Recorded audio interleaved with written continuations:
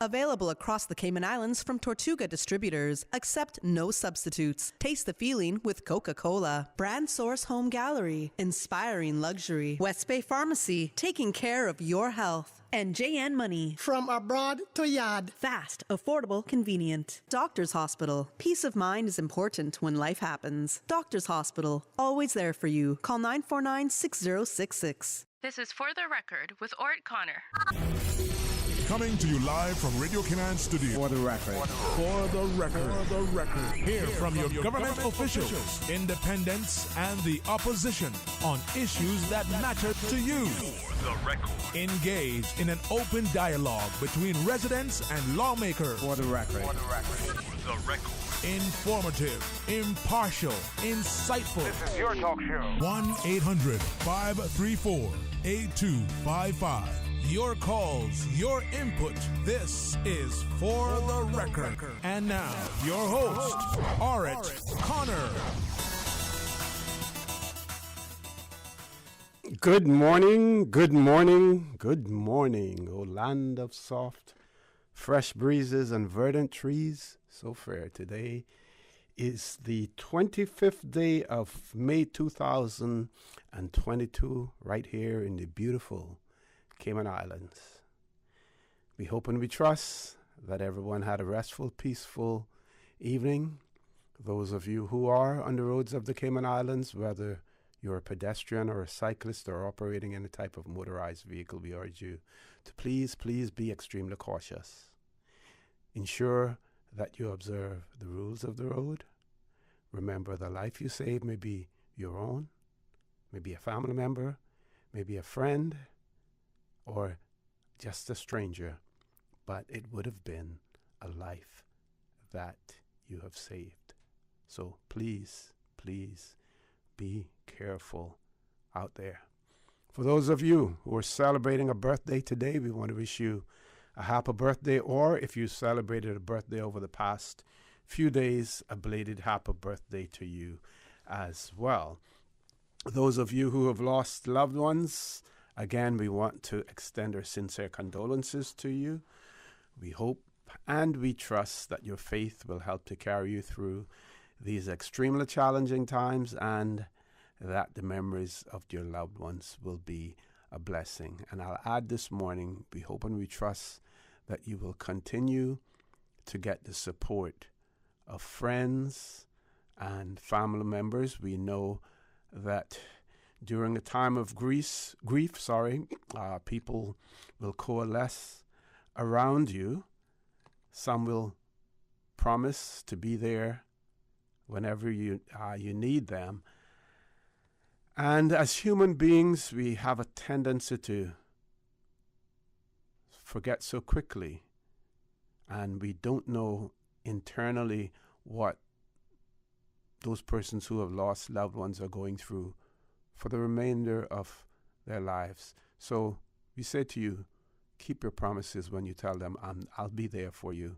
If you need me, if you need anything, let me know. But you want to also keep reminding them, of that as well, because there are people who will suffer in silence, and so it is always good to keep in contact. So please do that to your friends and family members who are going through a period of grieving as well. Those of you who are ill, whether you're at a local facility or overseas, we wish you a speedy recovery also. So folks, I want to thank you for allowing Radio Cayman, and by extension For the Record, into your homes, into your vehicles as you traverse the busy roads of the Cayman Islands, into your places of work, wherever that may be. As you know, For the Record is a show produced by the staff and the management of Radio Cayman, and it is geared towards keeping you abreast of issues as they arise and play out on the local, regional, and international scene. I am your host, Ort Connor, and you're welcome to join me every Monday, Wednesday, and Friday from 7:30 a.m. until 10 a.m. During that period, our phone lines are open. Again this morning, none other than that beautiful radio voice of Miss Susan Watson waiting to take your calls. You can call us on our toll-free number provided courtesy of Flo. That toll-free number, 1-800-534-8255. You can also call us on 949-8037 and 949-6990. Email us at for the record, one word, for the record at candw.ky. WhatsApp us 925-3261, where you can send us a text message or leave us a voice note, the contents of which will be played during the course of the show. And of course, you can follow us on YouTube, and you simply do that by subscribing to Radio Cayman live stream. No guests in the studio this morning, and notification of that came a little bit later than normal. I have contacted Dr. Macfield this morning. Normally he's in his office early, but he wasn't. But I spoke to him, and I have extended an invitation for him to pop in on the show anytime he gets into town, if his schedule allows as well. So if we're lucky, we will have Dr. Macfield in the studio with us this morning. It's been quite a while since he's been on. We've had quite a busy schedule on For the Record. So look forward to having Dr. Steve Macfield in the studio. And I'll tell you some of the things that I would like to converse with you about as well. So our phone lines will be open right on till 10 o'clock this morning. I'll start off by sharing with you the public health release on COVID-19 figures that was issued yesterday, the 24th of May. And it says that positive cases reported to public health during this period are as follows. On Saturday, the 21st of May, 76 cases. On Sunday, the 22nd of May, 55 cases. On Monday, the 23rd of May, 103 cases reported. So we see it almost doubling between the 22nd and the 23rd. The release also goes on to say that there are 1,813 estimated active cases of COVID-19 in the Cayman Islands.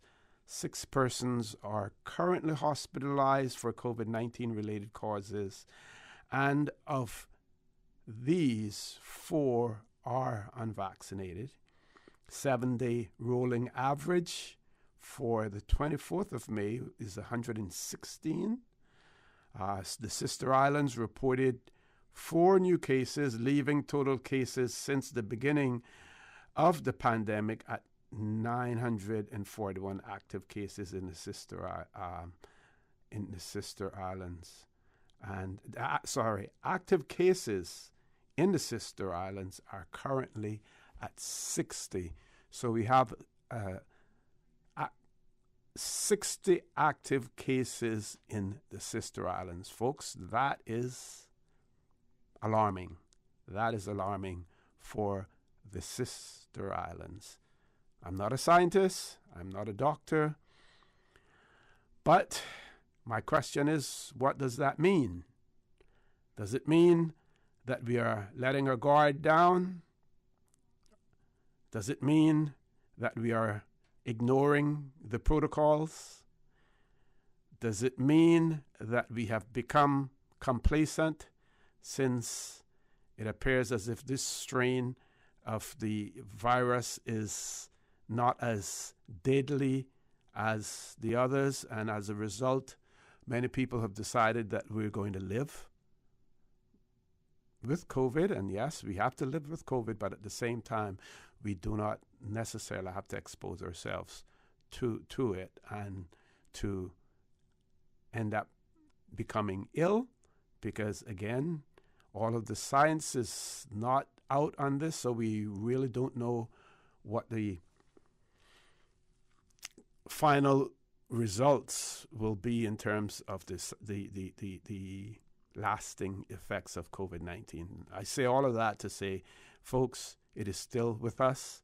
We have to continue to be careful in terms of what we do and how we do it as well. Okay, what else can I share with you this morning? So the public accounts public hearing takes place today from 9:30 in the House of Parliament. The agenda for that has been sent to us as well, and I will share with you what that agenda is, and it includes okay, here we go. The times, the witnesses. From 9 o'clock to 9:30 a.m., the Public Accounts Committee and the Auditor General briefing will take place in the large conference room. So there will be a briefing from 9 to 9:30. From 9:30 to 10:30, the schedule is that Mr. Kenneth Jefferson, the Financial Secretary and Chief Officer in the Ministry of Finance and Economic Development, accompanied by Mr. Michael Nixon, Senior Assistant Financial Secretary, will be before the PAC. From 10:30 a.m. until 11:30 a.m., Mr. Charles Clifford, the Director of Customs and Border Control within the Ministry of Border Control and Labor, will be appearing. And from 11:30 a.m. until 12 noon, Mr. Wesley Howell, the Chief Officer in the Ministry of Border Control and Labor, will be attending as well. Then there will be a half an hour break for lunch, and at 12:30 p.m. there will be a briefing again from 12:30 to 1, briefing in the large conference room. Then from 1 p.m. until 2 p.m., the Acting Chief Officer in the Ministry of Planning, Agriculture, Housing and Infrastructure, Mr. Tristan Hides, will be appearing. From 2 p.m. until 2:45 p.m., again, Mr. Kenneth Jefferson, the Financial Secretary and Chief Officer in the Ministry of Finance and Economic Development, will be there, and he will be accompanied by Mr. Matthew Tibbetts, who is the Accountant General. After that, those appearances, then any other business will be dealt with, and the PAC will be adjourned for the day. So that is the schedule. Now, folks, the Public Accounts Committee, a very, very important watchdog in terms of government spending, and I will tell you more about the Public Accounts Committee and, as far as our Constitution is concerned and what its remit is and everything else. Extremely, extremely important. And I say this, we have our watchdog, our Public Accounts Committee here. We know that in years past, many years ago, that not much attention was paid to Public Accounts Committee. It was there, members were appointed to it, but whether or not they took their responsibilities as serious as they should is another question. We see former parliamentarian Mr. Ezard Miller as chairman of the Public Accounts Committee, taking things extremely serious, holding people to account, asking questions, summoning persons as well, because they are there to monitor and to protect the the public purse. Folks, when we do this and when we have an active and effective public accounts committee, that is how we in the Cayman Islands can avoid the presence of any commission of inquiry being established by the United Kingdom as far as our finances are concerned. If we self-regulate, if we police ourselves by using those institutions that have been established in our Constitution, that are in our Constitution, to ensure that there is good governance, then we avoid the, should I say, mother country, the colonizer. We avoid them having to use the big stick, because we still don't know what's going to take place in the BVI at this point in time. We can talk a little bit more about that after we return from our commercial break. Folks, please stay tuned for the record. We'll be back shortly. The Cayman Islands boasts of a long, colorful, and rich history.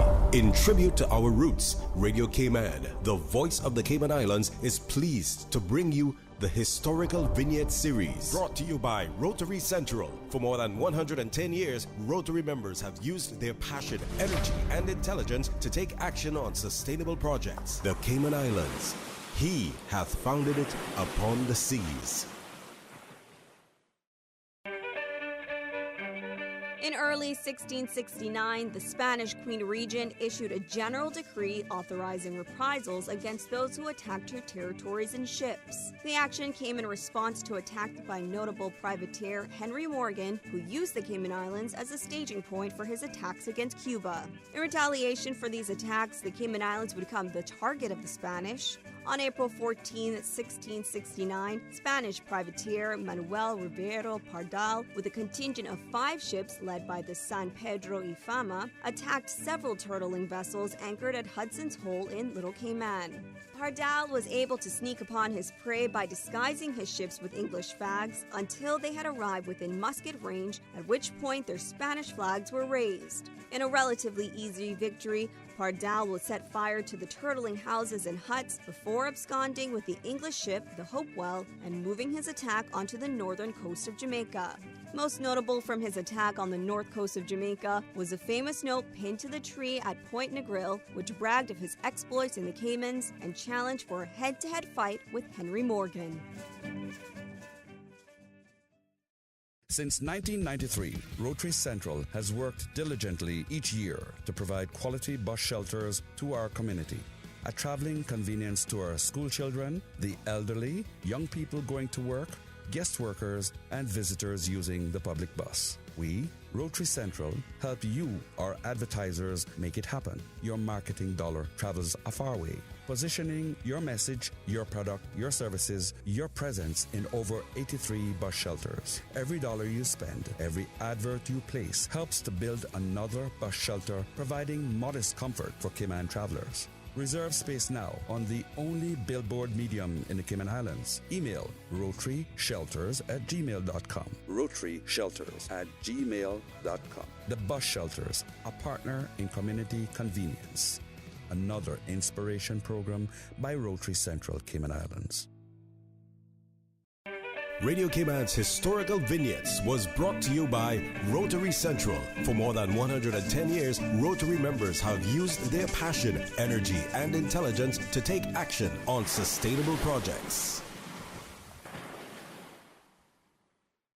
Since March 2004, West Bay Pharmacy has kept their doors open to the local communities, even before, during, and after Hurricane Ivan.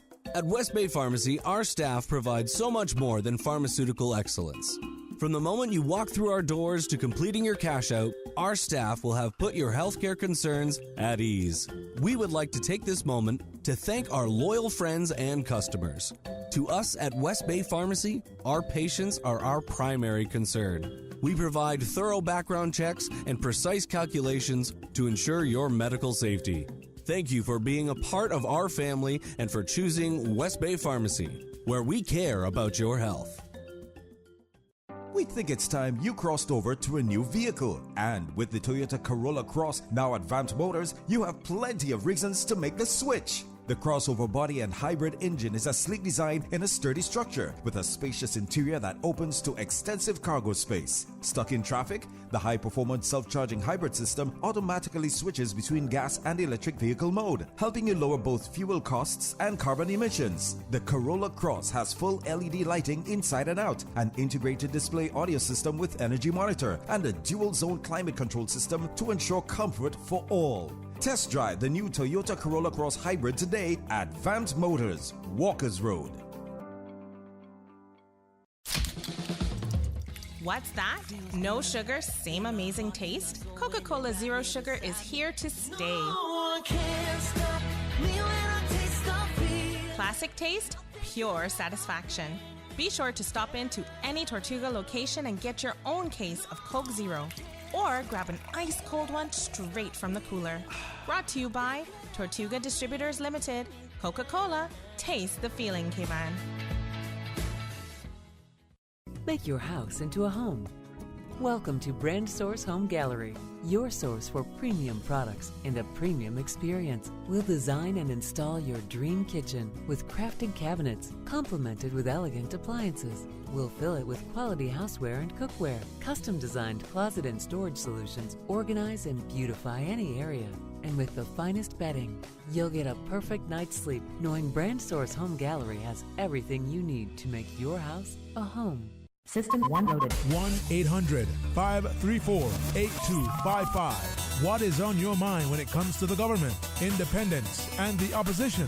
Issues that matter to you. 1-800-534-8255. Waiting to hear from you. For the Record. This is For the Record with Ort Connor. Good morning and welcome back to For the Record. We have about 5 minutes before we go to the news, so if you're planning on calling in, I would suggest that you may want to do so after the 8 o'clock news. That will give you more time. What I will do in the time that I have left before the news is to share more information with you about our Constitution.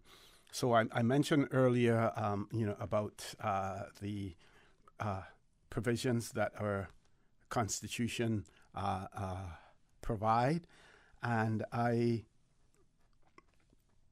just want to clarify something in that regard. So Section 71 of our Constitution speaks to the fact, speaks to standing order and committees, and it makes provisions for that allows the Legislative Assembly, or now Parliament, may from time to time make, amend, and revoke standing orders for the regulation and orderly conduct of its own proceedings and the dispatch of business, and for the passing, instituting, and numbering of bills for their presentation to the governor for assent, but no such standing orders or amendments or revocation of that shall have effect unless they have been approved by the governor. But that's not really the part that I wanted to it says this subsection 6, it speaks about the fact that standing orders shall make provisions for the establishment of a finance committee of the Legislative Assembly to consider in detail the estimates of revenue and expenditure of the Cayman Islands laid before the Assembly by the minister. So the Finance Committee is established, lays out the finances and everything. The Public Accounts Committee then is basically an offshoot of that, where that is established to monitor what's taking place. And very quickly before I go on that, just want to say, we talk about constitutional changes. We talk about low-hanging fruit. I still, and I'm obligated to call it Parliament because that's what it officially is. But this feel-good feeling that our legislators got because, and they brag about the success they achieved in terms of constitutional amendments, a name change from Legislative Assembly to Parliament, something that we knew all along. And coming with this, we want to be called a parliament. We want to be called parliamentarians. What does that do for the people of the Cayman Islands? What have you achieved? Tangible achievement that you have accomplished for the people of the Cayman Islands by renaming our Legislative Assembly Parliament. Come on, folks, come on. Anyway, so Standing Order 77 in our Legislative Assembly, now Parliament, says that there shall be a standing select committee to be styled the Public Accounts Committee to consider reports of the Auditor General. So that is what is taking place today, right? On the accounts, A, on the accounts of the government, B, on such other accounts required to be laid before the House as the committee may think fit, and C, on any matter incidental to the performance of his duties or the exercise of his power as the committee may think fit. Goes on to say that the Public Accounts Committee shall be nominated by the House at the beginning of a new session following a general election and consists of 5 elected members. Quorum shall be 3 members, including the chairman. Upon its receipt by the Speaker, a report mentioned in paragraph 1 shall be deemed to have been referred by the House to the Public Accounts Committee for consideration and shall forthwith be distributed to all members and shall become a public document. Goes on to say that in accordance with Standing Order 72, the Public Accounts Committee may call any public officer, and that's what I listed out, I gave you the list of names of those persons who would be appearing, may call any public officer, or in the case of a report on the accounts of or relating to a non-governmental body or organization, any member or servant of that body or organization to give information or any explanation or to produce any records or documents which the committee may require in the performance of their duty. Goes on to say that the Public Accounts Committee shall make their report upon the report of the Auditor General on the accounts of the government before the Auditor General's report is laid on the table of the House, and both the committee's report and the Auditor General's report shall be laid at the same time. And it goes on to also say that subject to these standing orders, the practice and procedure of the Public Accounts Committee shall be determined by the committee. Also says that the government minutes shall be laid on the table of the House within 3 months of the laying of the report of the committee and of the report of the Auditor General to which it relates. The Auditor General, the Deputy Financial Secretary, and the Chief Accountant shall be in attendance when controlling officers or other persons are providing information or explanation. So their bosses, the person who may be providing explanation, their bosses, will also appear. And it goes on to say that notwithstanding Standing Order 74, the report of the Public Accounts Committee shall be deemed to have been agreed to as well. And one more thing there, normally it is, I'm not sure that if this is laid out in law or if it is customary practice, that the Public Accounts Committee is usually chaired by a member of the opposition. Usually that is the case. Do a little bit more research on that for you as well. Top of the hour, folks. 8 o'clock news. When we return, phone lines will continue to remain open, and you can call in and talk about anything that is fit to be spoken about on radio. Please stay tuned for the record. We'll be back immediately after the 8 o'clock news. Thank you, Mr. Connor. Our studio time by Foster's is 8 o'clock.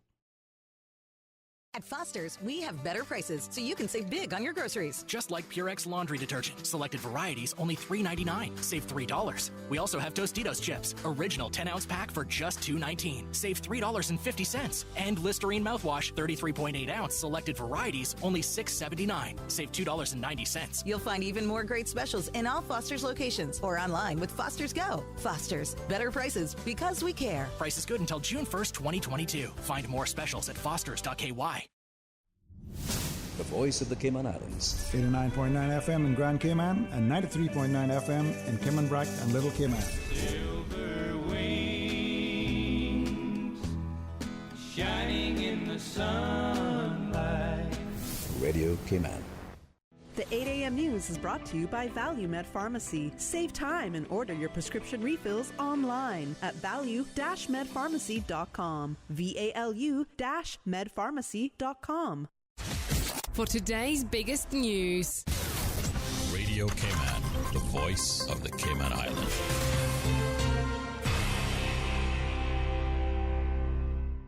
With your latest news, I'm Carsley Fuller. The Public Accounts Committee meets this morning to follow up on two specific areas of past recommendations by the PAC. Radio Cayman's April Cummings has more. At 9:30, Financial Secretary and Chief Officer in the Ministry of Finance and Economic Development, Mr. Kenneth Jefferson, is scheduled to testify regarding the May 2019 recommendations regarding customs in the Cayman Islands. He will be accompanied by Mr. Michael Nixon, Senior Assistant Financial Secretary. Customs and Border Control Director Mr. Charles Clifford is also on the agenda for the morning, along with Chief Officer Mr. Wesley Howell. In the afternoon, the schedule shifts to the October 2019 Major Capital Projects follow, with Acting Chief Officer Mr. Tristan Hides, accompanied by Mr. Troy Worms, Acting Director for Public Works. The Financial Secretary is also scheduled for a second appearance in the afternoon, accompanied by Accountant General Mr. Matthew Tibbetts. April Cummings, Radio Cayman News. Radio Cayman plans to carry the hearings when they begin live on Breeze 105.3 FM.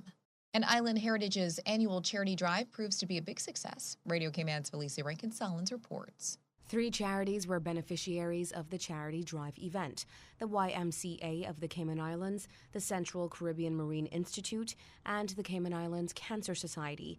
Each received 10,000 CI dollars. The funds were raised with the help of, you, Cayman's drivers. Island Heritage donated $1 each time someone drove past the Island Heritage roundabout on the dates of May 11th, 12th, and 13th.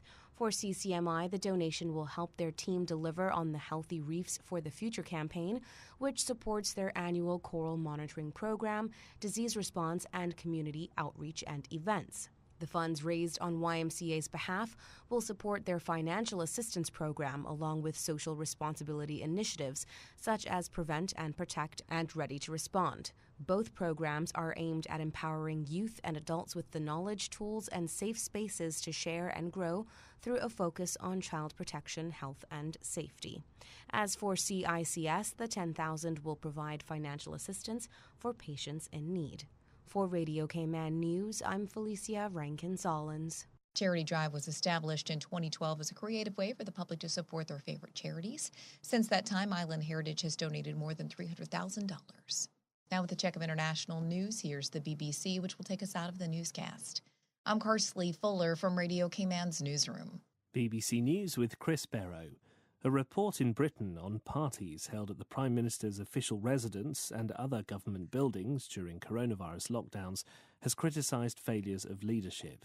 Its author, the civil servant Sue Gray, said senior leadership must bear responsibility for a culture that allowed gatherings to take place which breached coronavirus rules. Mr Johnson will address Parliament in the next few moments. The US pharmaceutical giant Pfizer says it will sell all of its patented drugs and vaccines at non-profited prices to the world's poorest countries. 45 countries will benefit, covering a total of more than 1 billion people. All future Pfizer drugs will also be included. There have been renewed calls for stricter gun control laws in the United States after a teenage gunman killed 19 children and 2 teachers at an elementary school in Texas.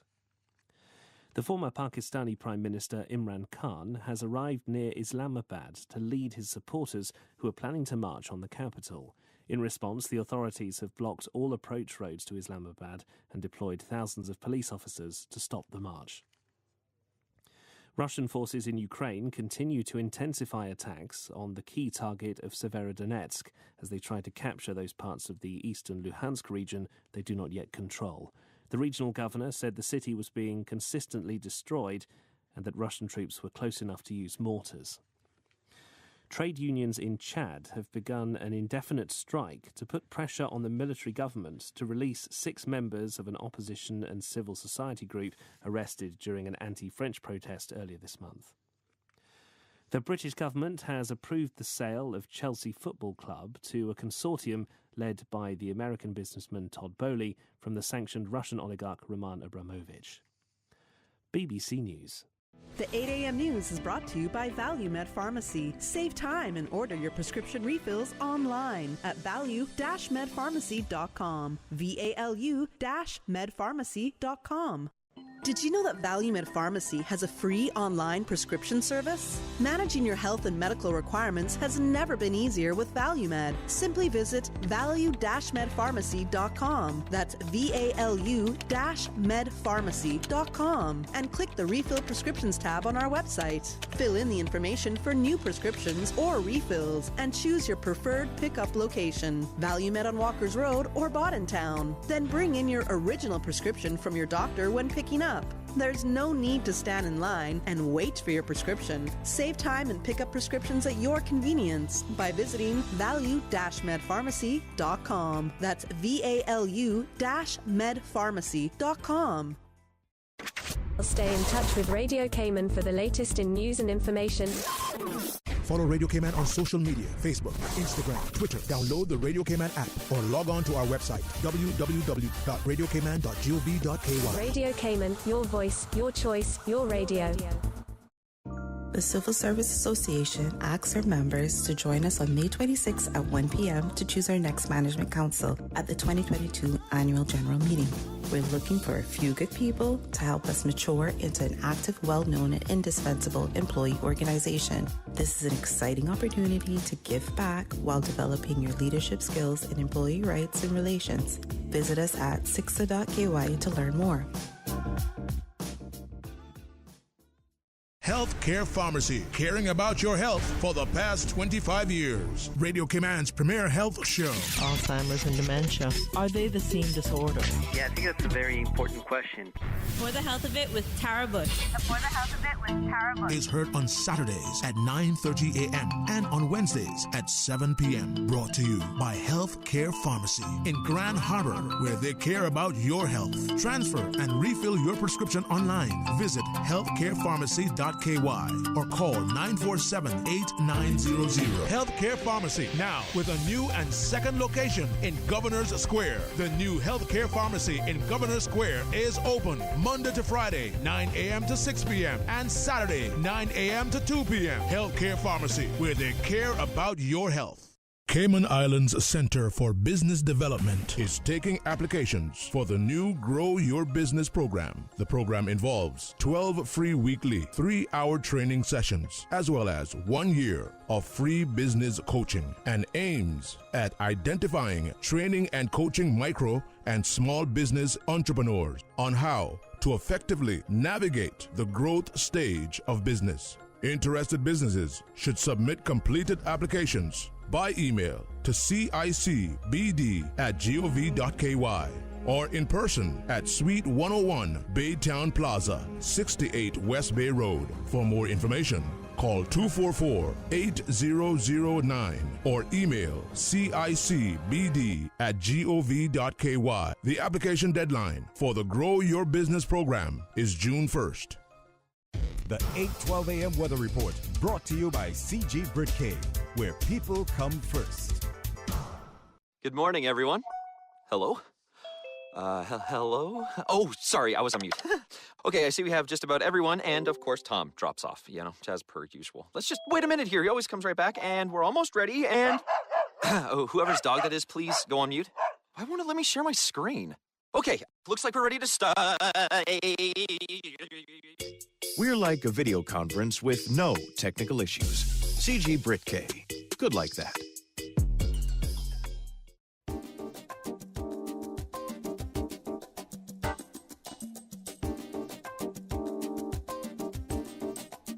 Good morning. Time now to take a look at the very latest weather report. Current temperature is 82 degrees, relative humidity is 79%. The barometric pressure is 29.94 inches and rising. The wind is out of the southeast at 5 knots. Overnight low temperature was 79 degrees.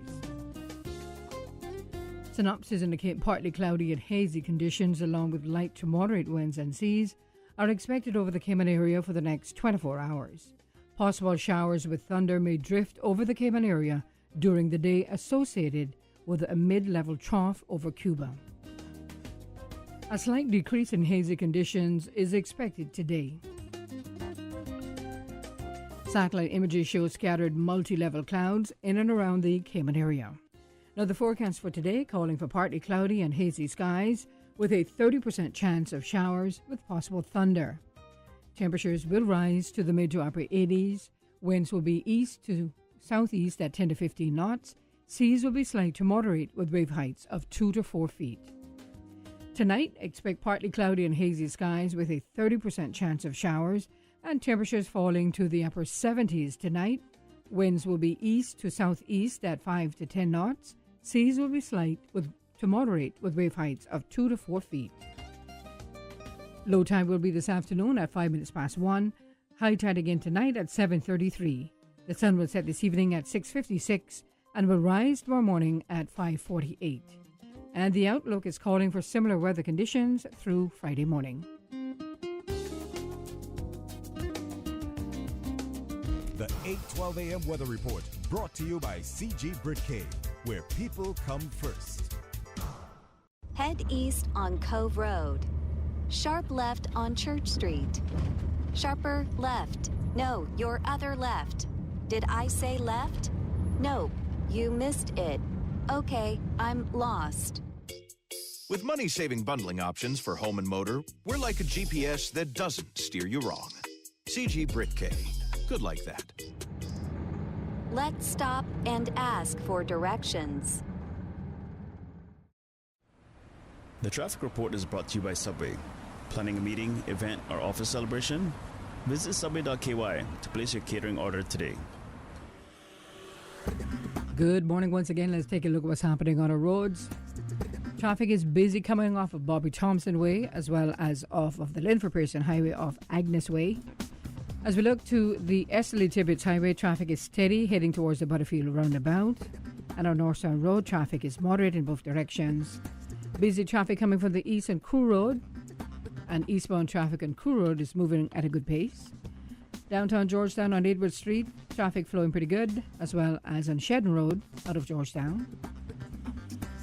And as we look to the West Bay four-way stop, moderate flow of traffic. On the West Bay Road in front of the Ritz, traffic is moderate as well in both directions.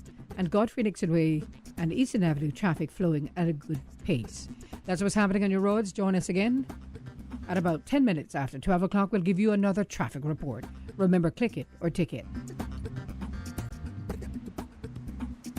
Subway is serving up a special new sauce, bursting with flavor in every bite. The new Savory Collection is a tropical sweet and spicy sauce made with a combination of spices, habanero peppers, thyme, onion, black pepper, ginger, citrus juices, and molasses. So good. Wow. Sensational. Delicious. Subway's Savory Collection pairs perfectly with our oven roasted chicken or steak sub. Savor the flavor. For a limited time, only at Subway. Subway. Eat fresh. The traffic report is brought to you by Subway. Planning a meeting, event, or office celebration? Visit subway.ky to place your catering order today. Refilling and transferring your prescriptions have never been this easy. Simply go to healthcarepharmacy.ky and follow the easy directions from your desktop, mobile device, or tablet. All you need to do is pop into Healthcare Pharmacy in Grand Harbor to collect your prescription. They're open 8 a.m. to 10 p.m. Monday through Saturday and 10 till 6 on Sundays and public holidays. No waiting in line, no wasting your lunch hour, no stress. Just easy online prescription refills and transfers from the pharmacy that has been caring about your health for 25 years. Call 947-8900 to speak to a pharmacist or go to healthcarepharmacy.ky and make life easy. Whether it's routine care or highly complex surgery, when it comes to your health, you want the best. Health City has Cayman's most comprehensive range of in-house medical services. Recognized for quality and excellence, Health City brings together expert doctors, the best technology, and the latest techniques to understand your health and ensure you get the care you need. From Camana Bay to East End, you can trust the team at Health City. Health City, world-class healthcare within your reach. For the record, with Ort Connor. Initiating system. For information that matters. For the record, with Ort Connor. Continues right now on Radio Cayman. Good morning and welcome back to For the Record. No guests in the studio. The phone lines are open. I will remind you our toll-free number provided courtesy of Flow, that toll-free number, 1-800-534-8255. You can also call us on 949-8037 and 949-6990. You can email us at fortherecord, one word, fortherecord at candw.ky. WhatsApp us 925-3261, where you can send us a text message or leave us a voice note. And we may play the contents of your voice note also. And if you just want to watch and listen, then you can subscribe to Radio Cayman live stream. Just want to do a little bit of a public announcement. First of all, you would have heard the quartet that played in the studio last week, Friday, with the... and they were performing at, well, it turned out to be at the Harquail. It was going to be at the National Gallery, and the venue was changed. They performed on, Monday night, 7:30. Great turnout. Great performance by that group. And we had some other local performers as well, local and international performers. It was an excellent show. Also want to remind you that there is a walk-run event taking place again as part of the commemoration for Emsley.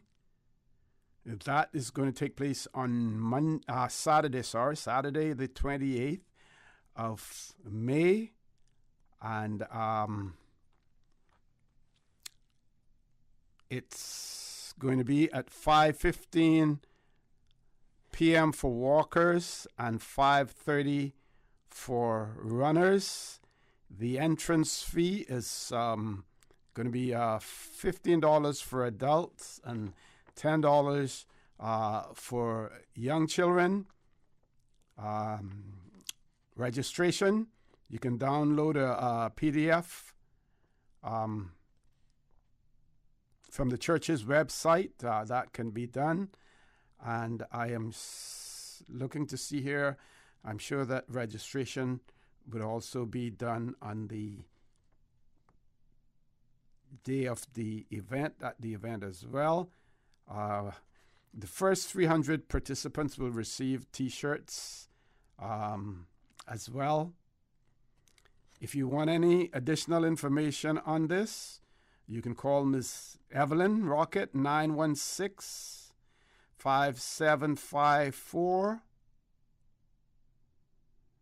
or Harriet at 926-1826 if you want any additional information on that. Now, what we heard on recently on Monday was that the registration was down.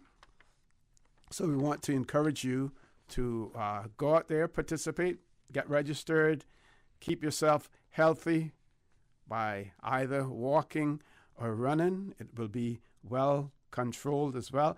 And the members of the band the quartet will be performing at the event as well. So if you didn't get an opportunity to see them perform on Monday night, you can watch the sunset and you can listen to great music. The walk-run event will start and finish at Emsley Memorial Church. You can register on Thursday from 4 to 6:30 p.m. at the Emsley Church Hall as well. So we say to you, please get out there and promote this. We know that the Deputy Governor's his event, walk-run event, also takes place on the weekend. But if you want to do both of them, I'm sure that you can. You just want to know exactly what your limitations are and don't go beyond those limitations. So you don't push too much on Saturday. You don't press too much if you know that that you want to be out there on Sunday as well. So again, we urge you to get out there, support Emsley. They're celebrating their 100 years since the cornerstone for that church was laid, 1922 as well. So get out there and support them. Okay, switching gears and going back to some civics. Spoke about the Auditor General and the Auditor General's. Auditor General has actually, the most recent report had to do with government's COVID-19 spending, and I'll share a little bit of that with you as well. But on their website, here is what the Office of the Auditor General has published there in relation to the entity itself and what they do. So it says here, come on. It says, as the watchdog of government spending, the Office of the Auditor General supports the Parliament in holding the government to account. So they're a support mechanism. They provide a support mechanism for the Parliament to hold the government to account for its spending and for providing value for money in public services. Goes on to say, however, we seek to balance this watchdog role by helping the government to improve by promoting good governance, transparency, and accountability in the use of public funds through our work. They say that we carry out this role on a day-to-day basis by undertaking 3 strands of work. They are: 1, financial statement audits of the entire public sector, consolidated financial statements, and of each ministry, portfolio, statutory authority, and government company. 2, performance and compliance audits that promote the efficient, effective, and economic use of scarce public resources across ministries, portfolios, statutory authorities, or government companies. And 3, they support and they provide support and assistance to the Public Accounts Committee. So that is why the Auditor General will be there when the Public Accounts Committee meets today as well. They also go on to say that they also provide support services to Hazard Management Cayman Islands and the Auditor General. And the Auditor General is a member of the Anti-Corruption Committee as well. So it is good to have that additional information. And let's see. So reports, one of the most recent reports that was published by the Office of the Auditor General has to do, well, of course, we heard about another one in relation to the opening of the various overseas offices and everything, and that can be a discussion for another time. But another report has to do with the impact of the COVID-19 pandemic on government finances. And that was an update up to March, 2 months ago, that was issued by them. So that was up to March. And of course, their motto is to help the public service spend wisely. And we all want to spend as wisely as possible as well. So this one on the COVID-19 spending, the report itself provides background information, and it speaks to also the fact that the government has taken a range of measures in response to COVID-19, and they detail all of that information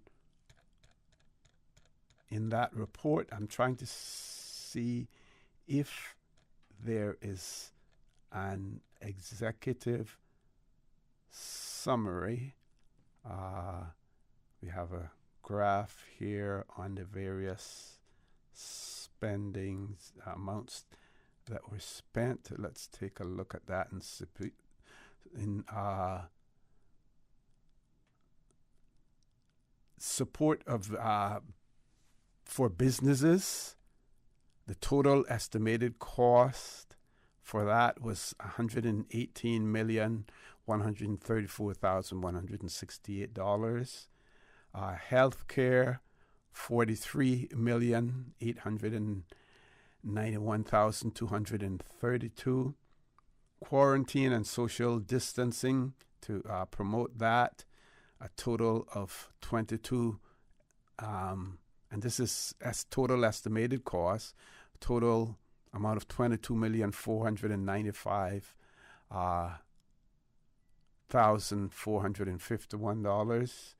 Public sector personnel costs, $6.5 million. Education, $4.4 million. Social assistance for individuals, $4.3 million. Other COVID-related costs, $2.1 million, for an overall estimated cost of $201.9, almost $202 million dollars in that area.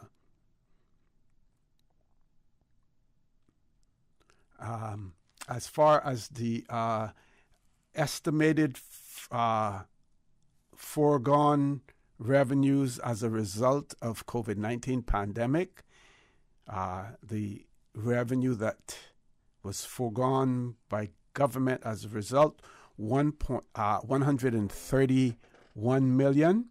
And they state here that based on their analysis of information available, the total estimated foregone revenues by the government as a result of COVID-19 are 131 million.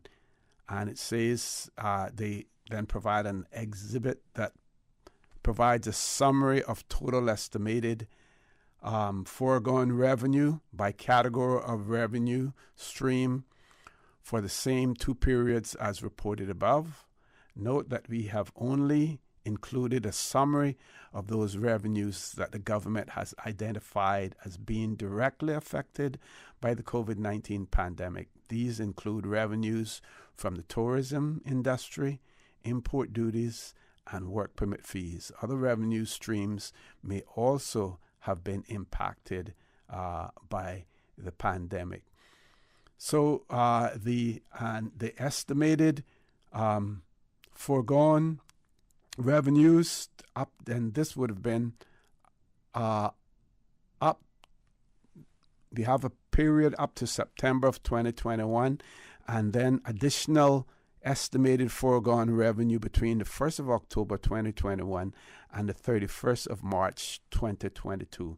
So for tourism accommodation charges, the estimated amount of revenue that was foregone up until September the 30th, 2021 was $54.4 million.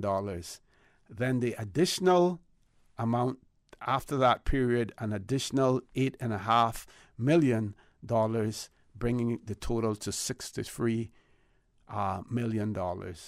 For cruise ship departure charges, estimated revenue foregone $17.2 million. We add another $4.5 million to that, we end up with a total of $21.7 million foregone. Environmental Protection Fund fees, $8.7 million. Add another $1.5 million to that for a total of $10.3 million. Other import duties, $13.9 million.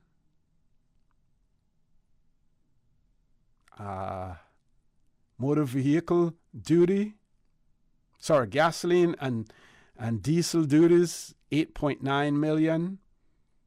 Motor vehicle duty, $4.4 million. Work permit fees, what they was foregone in that period, $8.7 million. And like I said earlier, they pointed out a total amount of $130.979 million, almost $131 million as well. So this is all important information. Now, I'm sure that still trying to figure out this. We have to go to a commercial break anyway, so let's go to the commercial break, and then when we return, we will get back into the conversation. At Doctors Hospital, we know life happens, and usually when you least expect it. So when unexpected medical issues arise, you need quality care close to home. Located in the heart of Georgetown, our accomplished team of physicians and medical staff treat minor urgent conditions such as migraines, chest and abdominal pain, shortness of breath, burns, broken bones, open wounds, and more. 24 hours, 7 days a week with no appointment necessary. Peace of mind is important when life happens. At Doctors Hospital, we're always here just for you. Need to speak to someone? Call 949-6066. JN Money touchdown. Send the money now. Reach wow. You say you need some money. JN Money, I can send it in a hurry. Get through quick when you come collect your cash, or use a money card and swipe it in a flash. Send funds to any bank, yeah. Pay your bills quick, yeah. Low fees, you know what it, yeah. JN Money, we are pick, yeah. Send and receive funds at any JN Money location. It's fast, affordable, and convenient. Money touchdown with JN Money. Send funds to any bank, yeah. Pay your bills quick, yeah. Low fees, you know what it, yeah. JN Money, we are pick, yeah. Call 345-945-2014 for details. Available at JN Money locations across the Cayman Islands. Hi, I'm remodeling our bathroom. I have a few questions. Sure. What are some ideas to make my bathroom feel larger? How do I know if I'm picking the right vanity? How do I choose a new toilet or a new countertop? Also, the lighting is terrible. Can I put a window or a skylight? And do I really need an exhaust fan? You've come to the right place. At Brand Source, we custom design kitchen and baths, and our talented design team can help answer your questions. Whether you're looking for a modern, functional family bathroom or a luxurious personal retreat, we'll help create that beautiful space that makes your home yours. And if you're in a rush for a new look and have a limited budget, our ready-to-install bathroom vanities, built with solid wood and countertops of the finest materials, are a quick and easy remodeling solution. For the very best in custom-designed kitchens and baths, visit Brand Source Home Gallery on Dorsey Drive, Industrial Park, Cayman's Kitchen and Bath Center. After more than 20 years, the Cayman Islands Air Show is back. Start your Queen's Platinum Jubilee weekend on Friday, June 3rd by watching a thrilling air display on Public Beach, 7 Mile. Witness amazing acrobatic maneuvers as world-class pilots put on a stunning show. Then see the planes and meet the aviators at the Cayman Airways hangar. Parking permitted at designated sites with free shuttle buses to the events. For all the details and event lineup, visit CaymanAirShow.com. The Cayman Islands Air Show returns June 3rd. System 1 loaded. 1-800-534-8255. What is on your mind when it comes to the government, independence, and the opposition? Issues that matter to you. 1-800-534-8255. Waiting to hear from you. For the record. This is For the Record with Ort Connor. Good morning and welcome back to For the Record. No guests in the studio. Our phone lines are open. I have one WhatsApp message. I will look at that and share that with you as well. So this PAC, Public Accounts Committee meeting today, and the agenda, I'd like to also point out to you that what this involves actually, and that's what I was looking for, and I sort of like overlooked it earlier and probably focused more on the COVID-19 report, but they're actually going to be following up on past public accounts recommendations, 2022 report number 2 of February 2022. So, and those individuals that we listed earlier will be called as witnesses. So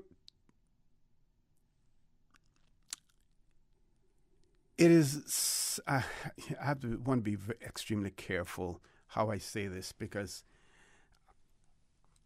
it is not something that is commonplace. Civil servants are, the majority of civil servants are dedicated, extremely industrious. They remain accountable as well. But there are times and instances when recommendations are made to various government entities. Sometimes those recommendations are acknowledged, accepted, and acted upon. There have been instances when that has not been done. So here we have, again, Public Accounts Committee holding them, various entities, to account for actions that were due to be taken as a result of recommendations that are being made. Now, notice in this case, these are all chief officers, directors, heads of departments,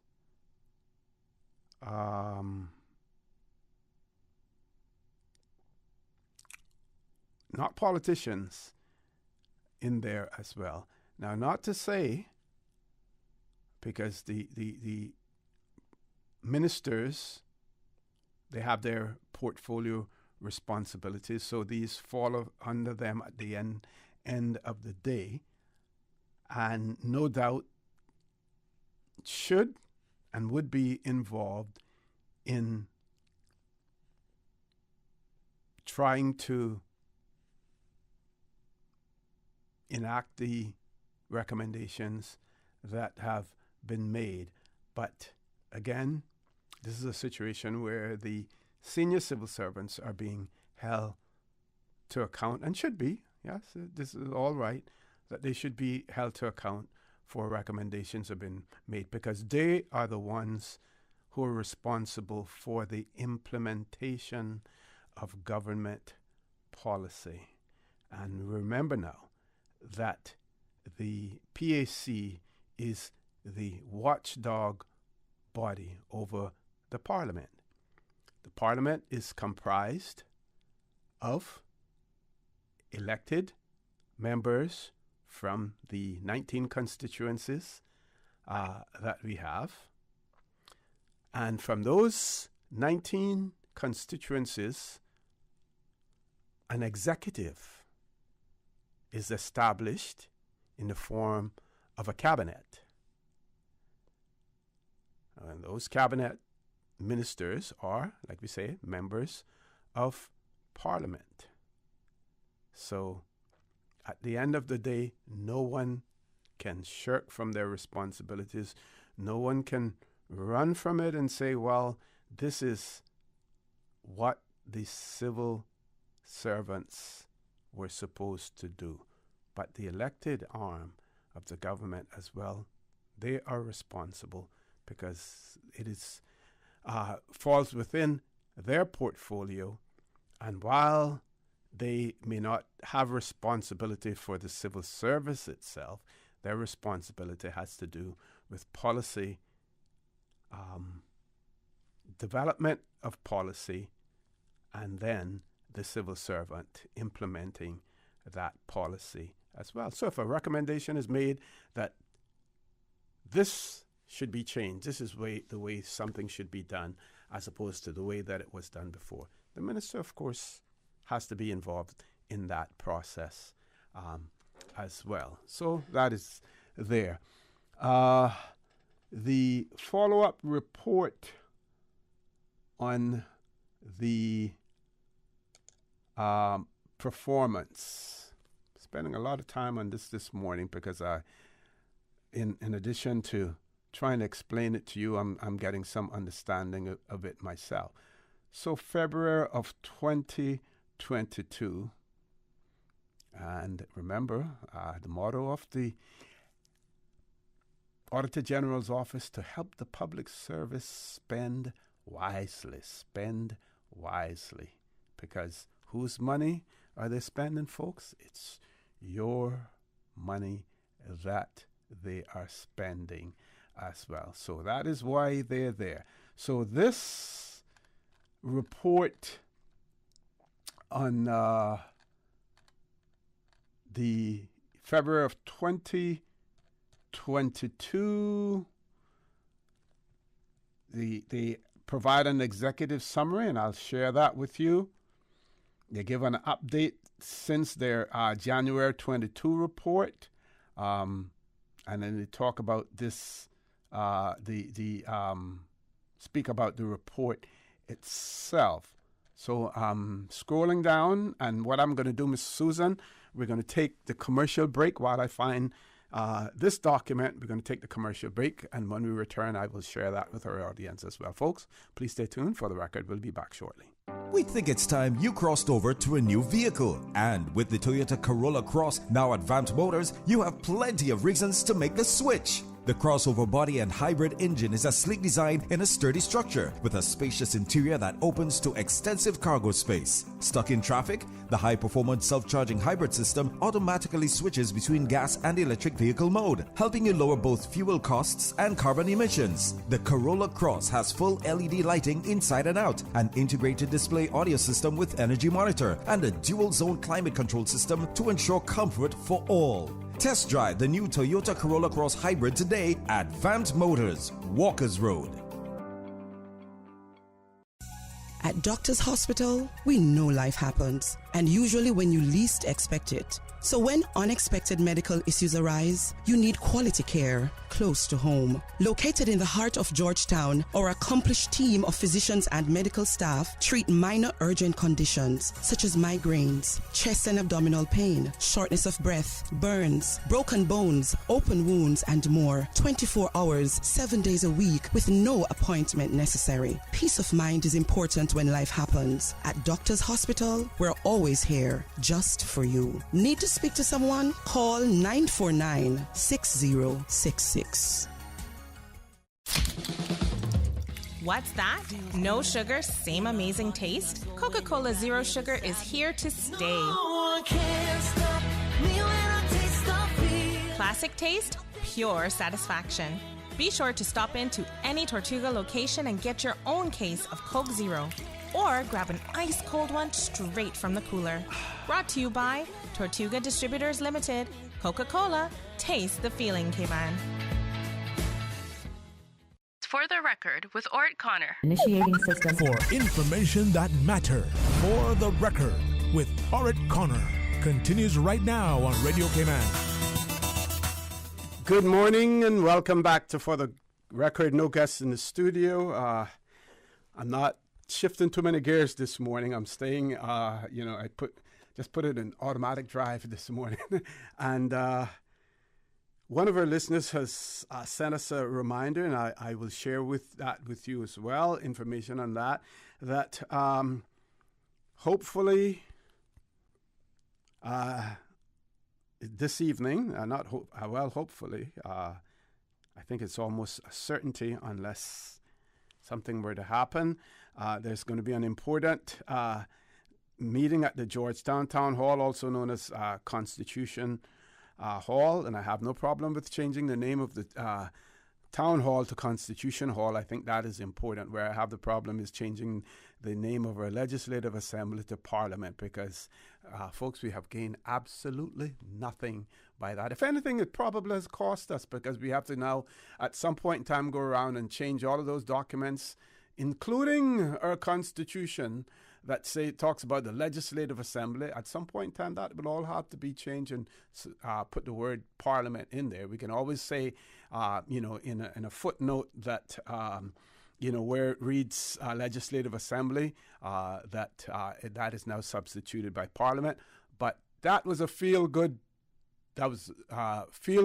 moment for our politicians when negotiating constitutional changes. And yes, sometimes you reach for the low-hanging fruit, but when it comes to our Constitution, folks, we have to reach for the clouds. We have to go as high as we can. And then if you can't find any fruit up there to pick, then you reach down a little bit as well. So this meeting on climate change risk assessment on Wednesday, this evening, at the Constitution Hall, and I will share with you the release in relation to that as well. So, the Office of the Auditor General has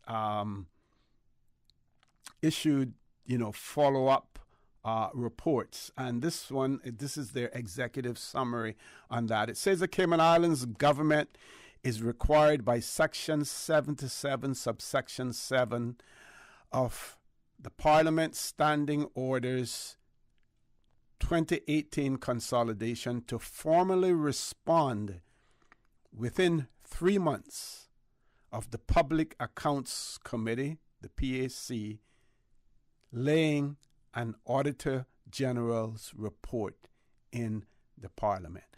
And again, folks, I'm going to say to you that this is finally being given serious consideration. It is being taken seriously, and that comes about as a result of one particular Public Accounts Committee chairperson in the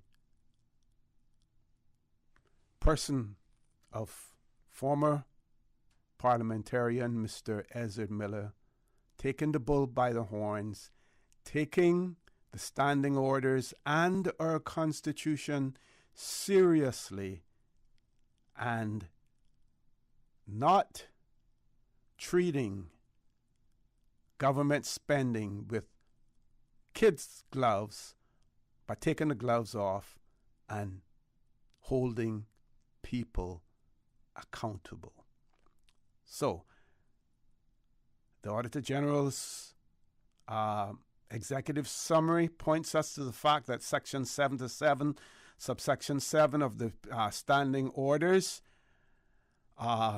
requires the government, Cayman Islands government, to respond within 3 months of the Public Accounts Committee laying an Auditor General's report in the Parliament. Goes on to say that as part of the audit process, the Office of the Auditor General routinely follows up on the implementation of the recommendations that they and the Public Accounts Committee have made as a result of performance audit reports and the Public Accounts Committee hearing on those reports.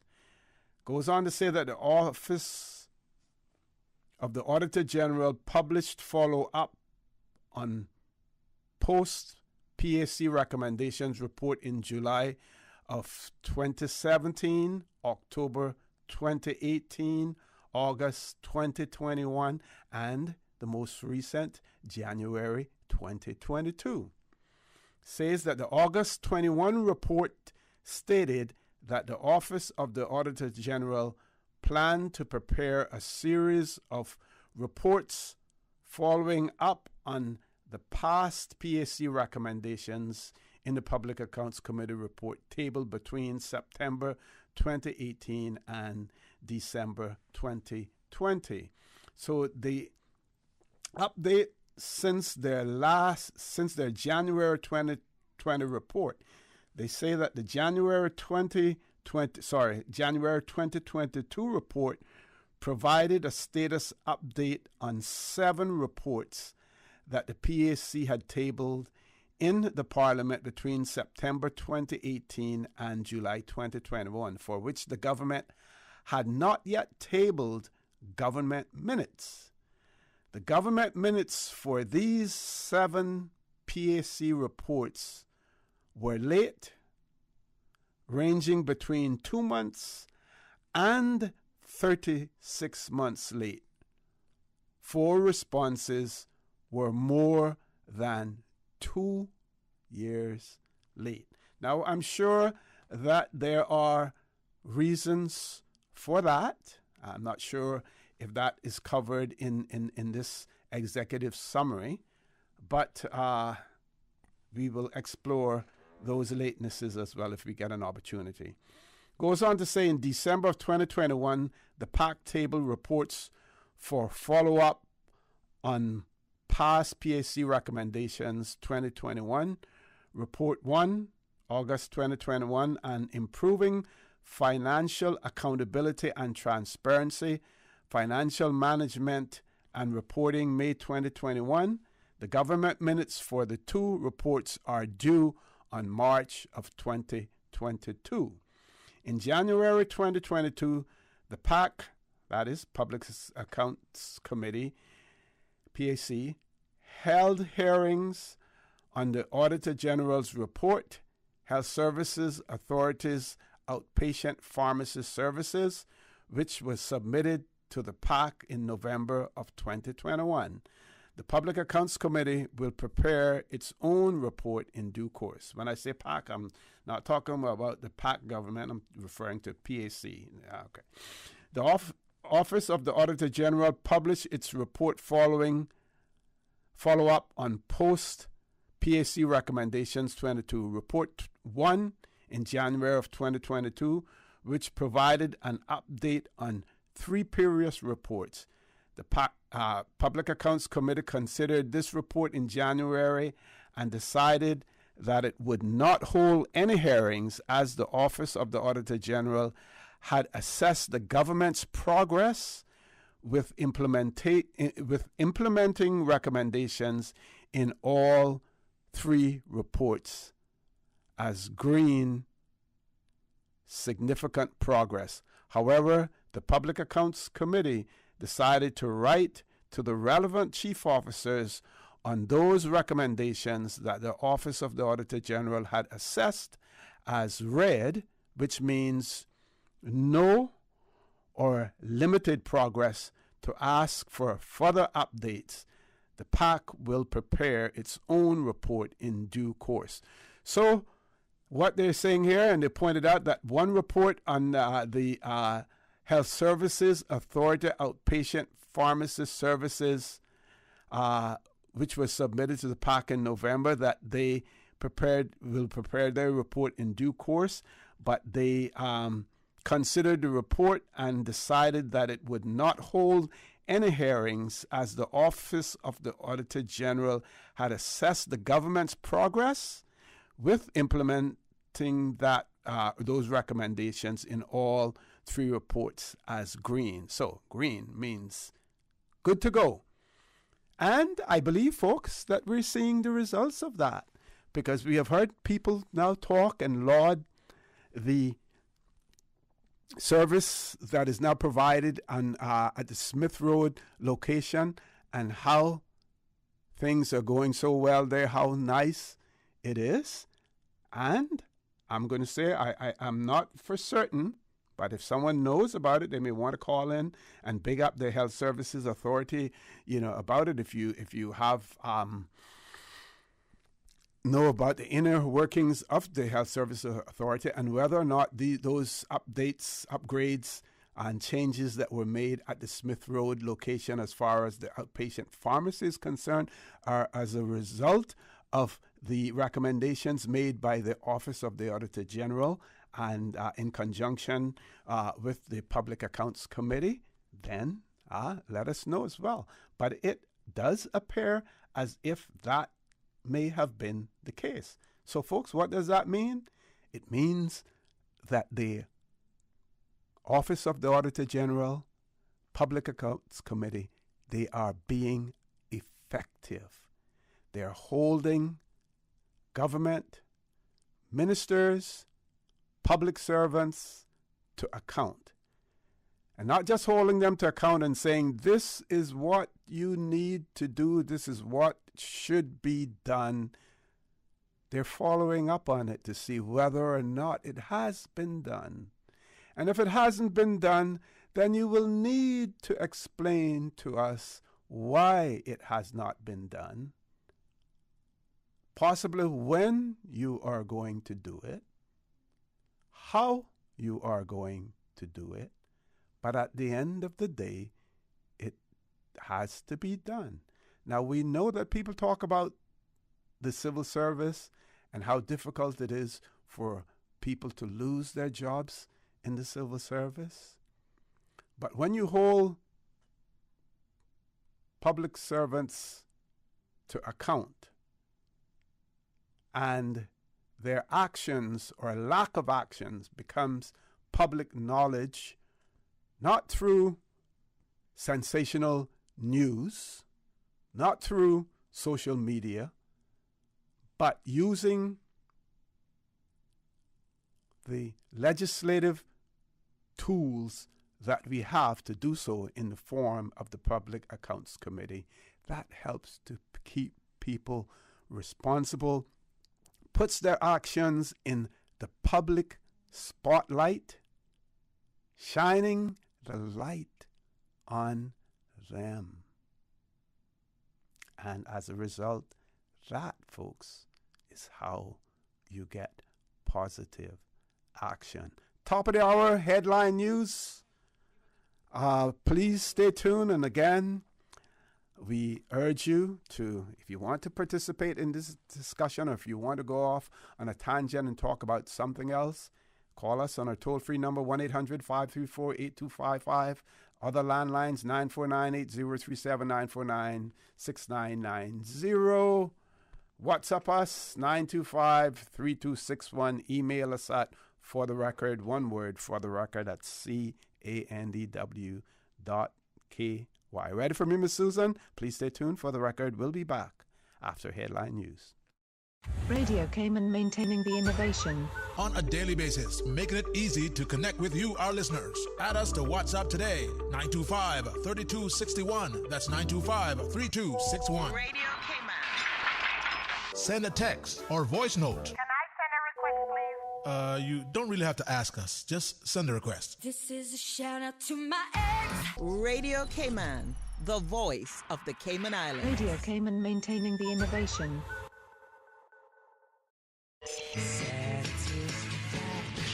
Satisfaction is guaranteed 24 hours a day, whether it's music or information. From Grand Cayman to Cayman Brac to Little Cayman, we've got you covered. You ever hear a thing like that? Radio Cayman in the Cayman Islands. Today's biggest news. Radio Cayman. Your voice, your choice. Local, regional, international.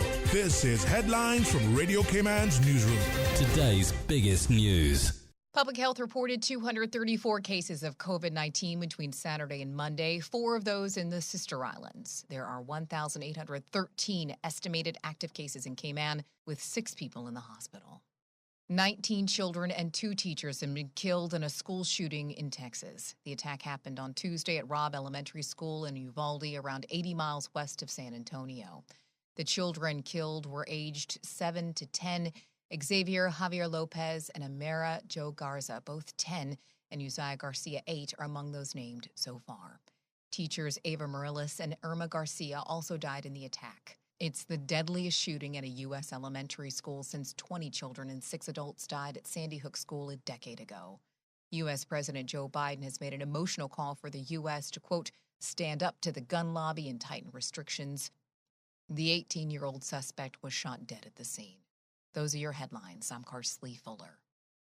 For the latest in news and information, follow Radio Cayman on social media, Facebook, Instagram, Twitter. Download the Radio Cayman app or log on to our website, radiocayman.gov.ky. For the record, with Ort Connor. Initiating system. For information that matter. For the record, with Ort Connor. Continues right now on Radio Cayman. Good morning and welcome back to For the Record. Just to bring you up to date on what we're discussing, I shared with you the press release about the Public Accounts Committee meeting today, starting at 9 o'clock. Right now, they should be starting as well. There's a briefing from 9 to 9:30, and then hearings as well. And that Public Accounts Committee will be focusing on follow-up reports. So I also am sharing with you the executive summary on these follow-up reports issued by the Office of the Auditor General. And this last part of it speaks to the fact that the government has not tabled any government minutes in the Parliament since October of 2020. Therefore, at the end of January 2022, the government was late in tabling its formal response for 7 PAC reports. The government minutes for 2 PAC reports are not yet due, and then they have provided an exhibit that summarizes all of the PAC reports tabled since September of 2018, where government minutes are late as of the end of January 2022 or not yet due. Now, notice that they have pointed out that this table is from 2018. So, folks, this spans more than one administration, right? It spans more than one administration. But while ministers and cabinet members may go and come, there is still a central part of government that remains. I believe that there used to be a saying, ministers will come and go, but the civil service will remain the same. So, we're not assigning any blame here to any particular administration, because those civil servants would have still been in place, and the change of ministers does not change what the government is responsible for doing based on recommendations made by the Parliament, the Public Accounts Committee. So that obligation is still there, irrespective. So and we know, for instance, that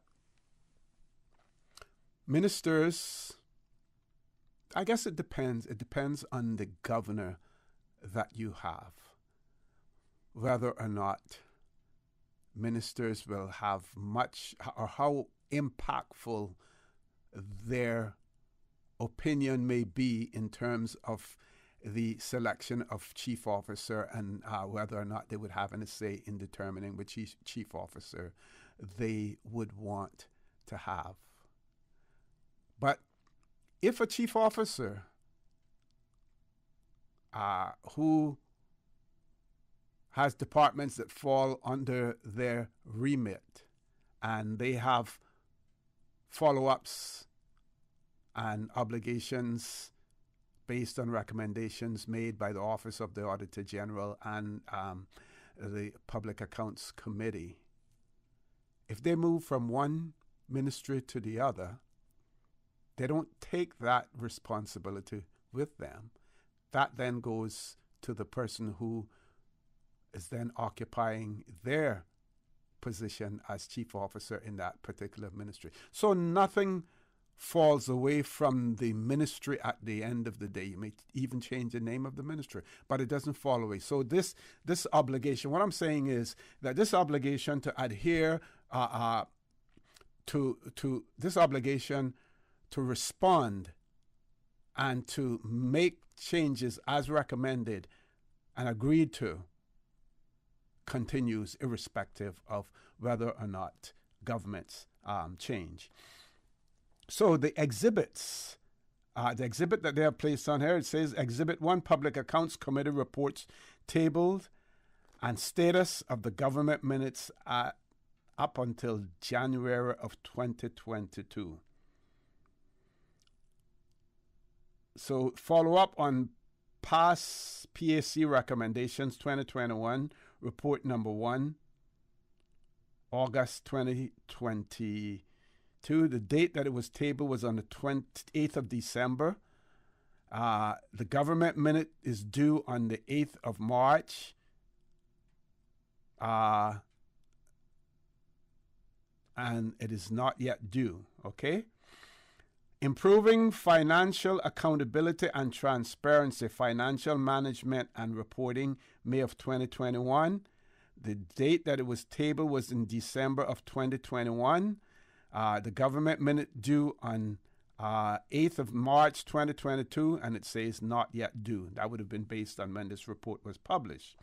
Reports of the Office of the Auditor General on Owen Roberts International Airport, Terminal Redevelopment Project Progress, update as of August 2018, January 2019.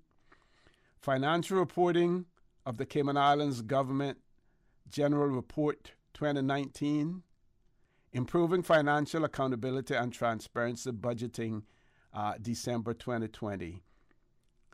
Report was tabled 15th of July 2021. The government minute was due on the 15th of October 2021, and it is not yet tabled, 4 months late in terms of tabling. Now, this one would have been between administrations. So, like I said, there could be reasons why these reports have not yet been done. This other one, report on the Office of the Auditor General on efficiency and effectiveness of the Utilities and Competition Office. Off reg. Folks, I know you're going to allow this one. Tabled. The report was tabled on the 12th of December, 2020. Government minute was due on the 12th of March, 2021. It is not yet tabled. It is only 11 months late based on this report when this summary was issued. Report on the Office of the Auditor General on efficiency and effectiveness of summary courts, November 2019. Table 1st of July 2020. Government's report due on the 1st of October 2020. Not yet table. Folks, how long is it overdue? How long is it overdue? Only 16 months. Only 16 months on the report of the Auditor General on the efficiency and effectiveness of summary courts. And you know, and I got to be careful with this because I may end up there for, I don't know, a traffic ticket or whatever. But you know, when you go to those courts, go to the court office, the court building, how confusing it can be. Whether or not, they may catch me speeding on my bicycle, Miss Susan says. But you know how crowded it can be. You know how, whether or not it is courtroom 1, courtroom 2, or whatever. So only 16 months that report is overdue. What else do we have on the Office of the Auditor General on a follow-up on past Public Accounts Committee recommendations, October 2018. It was tabled on the 10th of April 2019. The government minute was due on the 10th of July 2021. It is only 31 months late, folks. Only 31 months late. The report on Information and Communications Technology Authority, that one is only 36 months late. The report on the Segregated Insurance Fund of 2015, that one is only 36 months late. The report on the Cayman Islands Monetary Authority, tabled on the 6th of September 2018, government minute due on the 6th of December 2018. Folks, that one is only 38 months late, not yet tabled. And what it says about this report, it says that this report provides an update on the government's progress in implementing the 54 recommendations made in the following 3 PSU reports tabled in September 2018 and July 2022. So this is a different report, and that for major capital projects follow-up, they made 13 recommendations. The PAC report was tabled on the 6th of September 2018. The government minutes was tabled on the October of 2020. They had one on customs in May, customs in the Cayman Islands, May of 2019. Table July, 1st of July 2020. They had 20 recommendations there. There was one on school education, 21 recommendations, total recommendation of 54, as well. So I'm going to sort of like stop there. But if you have an interest in this, certainly go to the Auditor General's Office of the Auditor General's website, and you can find all of this information. And my purpose here, folks, is not to be critical, but to show you what instruments that we have available to us, what government entities have certain responsibilities for, how people are held responsible, and whether or not they are then carrying out their responsibilities in an efficient, effective, and timely manner. And if they're not doing that, then we need to know. And we know that there are certain cases where that is not happening, and we can find out the reasons why, and then see what needs to be done for corrective action to be taken to improve on these. Folks, when we have these institutions in place, people talk about making the Cayman Islands attractive for investors and everything else. These are the things. Good governance helps to make our islands more attractive.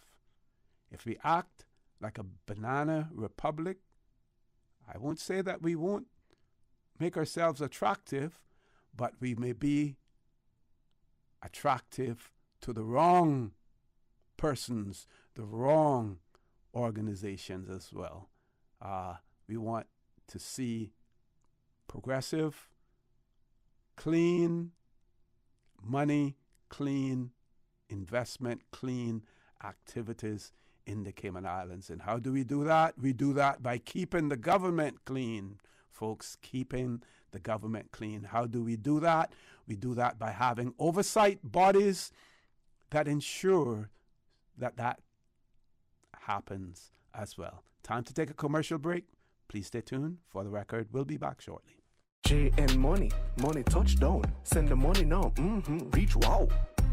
You say you need some money, JN Money, I can send it in a hurry. Get through quick when you come collect your cash, or use your money card and swipe it in a flash. Send funds to any bank, yeah. Pay your bills quick, yeah. Low fees, you know what it, yeah. JN Money, we are pick, yeah. Send and receive funds at any JN Money location. It's fast, affordable, and convenient. Money touchdown with JN Money. Send funds to any bank, yeah. Pay your bills quick, yeah. Low fees, you know what it, yeah. JN Money, we are pick, yeah.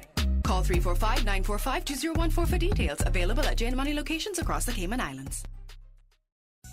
At Doctor's Hospital, we know life happens, and usually when you least expect it. So when unexpected medical issues arise, you need quality care close to home. Located in the heart of Georgetown, our accomplished team of physicians and medical staff treat minor urgent conditions such as migraines, chest and abdominal pain, shortness of breath, burns, broken bones, open wounds, and more. 24 hours, 7 days a week with no appointment necessary. Peace of mind is important when life happens. At Doctor's Hospital, we're always here just for you. Need to speak to someone? Call 949-6066. We think it's time you crossed over to a new vehicle. And with the Toyota Corolla Cross now at Vamped Motors, you have plenty of reasons to make the switch. The crossover body and hybrid engine is a sleek design in a sturdy structure with a spacious interior that opens to extensive cargo space. Stuck in traffic? The high-performance self-charging hybrid system automatically switches between gas and electric vehicle mode, helping you lower both fuel costs and carbon emissions. The Corolla Cross has full LED lighting inside and out, an integrated display audio system with energy monitor, and a dual-zone climate control system to ensure comfort for all. Test drive the new Toyota Corolla Cross Hybrid today at Vamped Motors, Walkers Road. If you care about your car's performance and fuel economy, you must fill up at Jose's Escape with the new Pure 93. Experts know that the higher the octane rating, the better your engine will perform. Pure 93 is the highest octane fuel available in Cayman. Protect your car against pre-ignition and engine knocks. Top up your tank now with Pure 93 at Jose's Rubis and enter to win an awesome track bike. But there's more. Jose's offers 2 lateral flow test kits for only $10. The best KN95 masks, 2 for $5. And 10 stylish black surgical masks are only $5. Share the love. Purchase Reflections gift certificates and enter to win the amazing Trek bike. Workforce Opportunities and Residency Cayman are reminding customers that applications must be completed in full or they will not be accepted. In efforts to improve customer service and processing time, only fully completed applications will be accepted. Customers are responsible for providing the required information for the application to be processed and are encouraged to review the application checklist before submission. For guidance, visit www.worc.ky. For the record, with Ort Connor. Initiating system. For information that matter. For the record, with Ort Connor. Continues right now on Radio Cayman.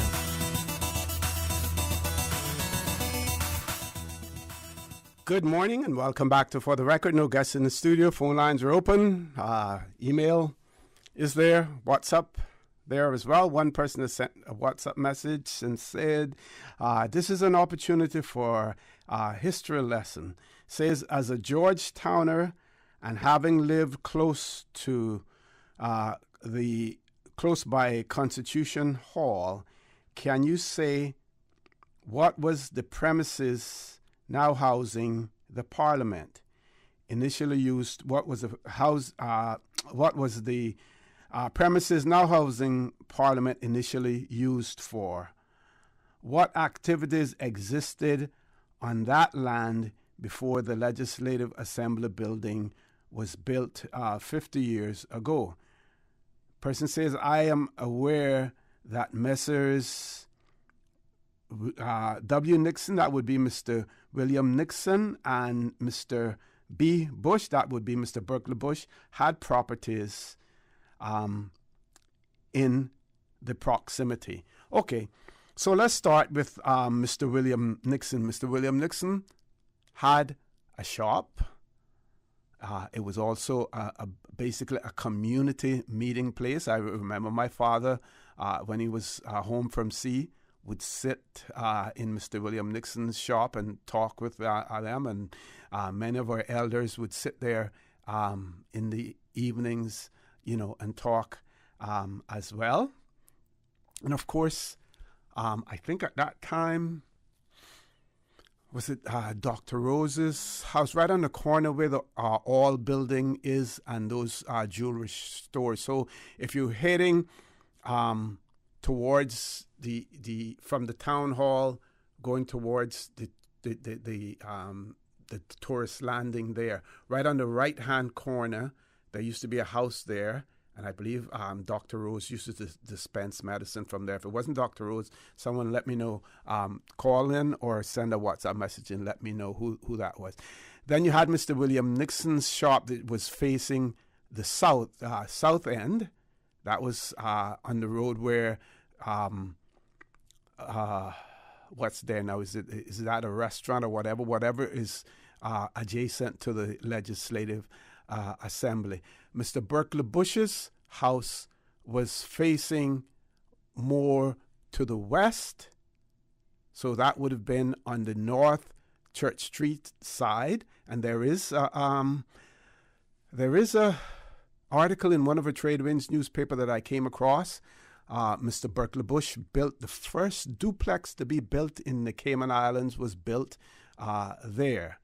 So that would have been on the western edge of the where the Legislative Assembly building is now.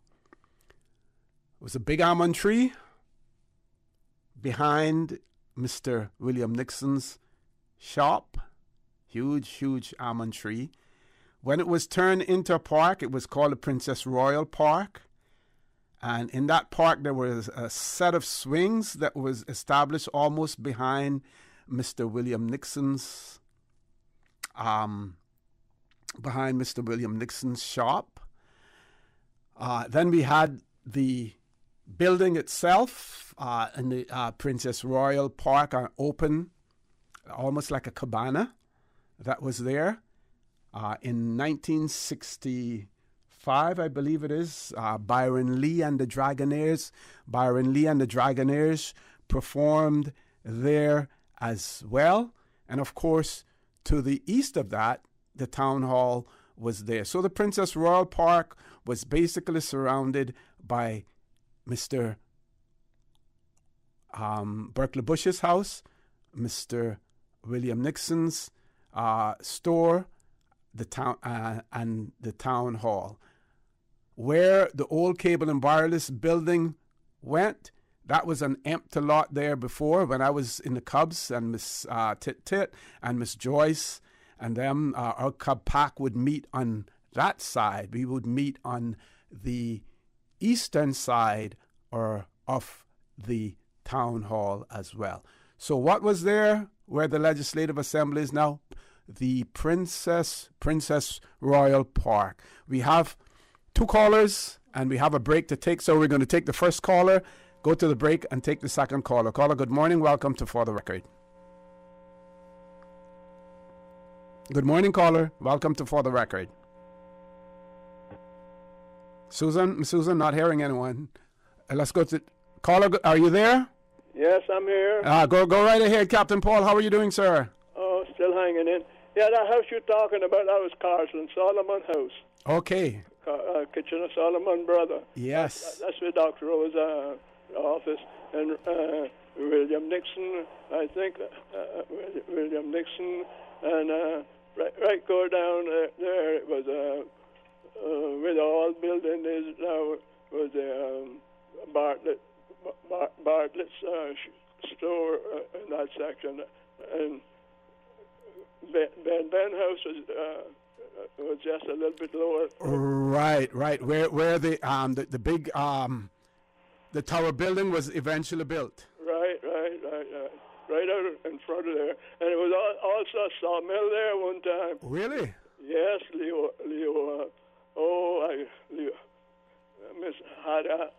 Miss Ruth Andrews' son Leo had a sawmill there one time. Wow! That is amazing. And whatever happened to that? Would that have been used for the mahogany trees or what? No, it was never. It was used, but because he had two ox that he used to cut these willow trees up in South Sound and drag them down to Georgetown.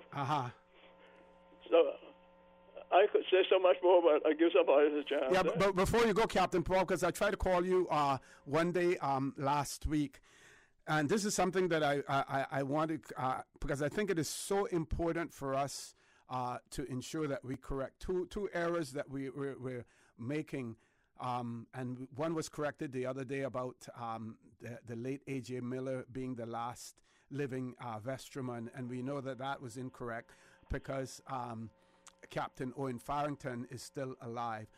Our national hero, it is so important for us to ensure that we know the correct name of our national hero. And people struggled with that in listening to Mr. Lem Hurston deliver the eulogy for our late national hero, the Honorable Sybil McLaughlin. Her middle name, is it Ione or Ione? Because we have to get that right. If we can't get the name of our national hero correct, we're in trouble. It's Ione. Ione. Okay. I-O-N-I-E. Yes, Ione. And it's pronounced Ione. The E is not silent. No. Okay, Captain Paul. Thank you very much for that. Anything else that you want to talk about? I still have about 2 minutes before we go off to our break. I think he has left us, Miss Susan. Okay, you want to take the break and then take the caller afterwards? We have about a minute and a half. We're going to take the commercial break. When we return, we will take the caller. Please stay tuned for the record. We'll be back shortly. What's that? No sugar, same amazing taste? Coca-Cola Zero Sugar is here to stay. Classic taste, pure satisfaction. Be sure to stop into any Tortuga location and get your own case of Coke Zero. Or grab an ice-cold one straight from the cooler. Brought to you by Tortuga Distributors Limited. Coca-Cola, taste the feeling, Cayman. Are you feeling sick, but don't feel ill enough to go to the doctor? Ask your pharmacist for advice. Here at West Bay Pharmacy, our pharmacists have been trained to offer helpful, easy-to-understand advice on the treatment of everyday minor ailments for yourself and all the family. Anything from headaches, cough and sore throat, to cold sores, our pharmacists will know when medical help is needed and will not hesitate to refer you to your doctor if your symptoms demand it. Like doctors, our pharmacists have a professional code, which means all personal information you give them will be treated in the strictest confidence. Visit us today at West Bay Pharmacy, where we care about your health. Tune in every Monday through Friday at 12 p.m. for Radio Cayman's Midday Newscast. Radio Cayman, the people's station, your trusted official source for the latest news. The 12 p.m. news is proudly brought to you by Health City Cayman Islands. World-class healthcare within your reach. After more than 20 years, the Cayman Islands Air Show is back. Start your Queen's Platinum Jubilee weekend on Friday, June 3rd by watching a thrilling air display on Public Beach, 7 Mile. Witness amazing acrobatic maneuvers as world-class pilots put on a stunning show. Then see the planes and meet the aviators at the Cayman Airways hangar. Parking permitted at designated sites with free shuttle buses to the events. For all the details and event lineup, visit CaymanAirShow.com. The Cayman Islands Air Show returns June 3rd. For the record, with Ort Connor. Initiating system. For information that matter. For the record, with Ort Connor. Continues right now on Radio Cayman.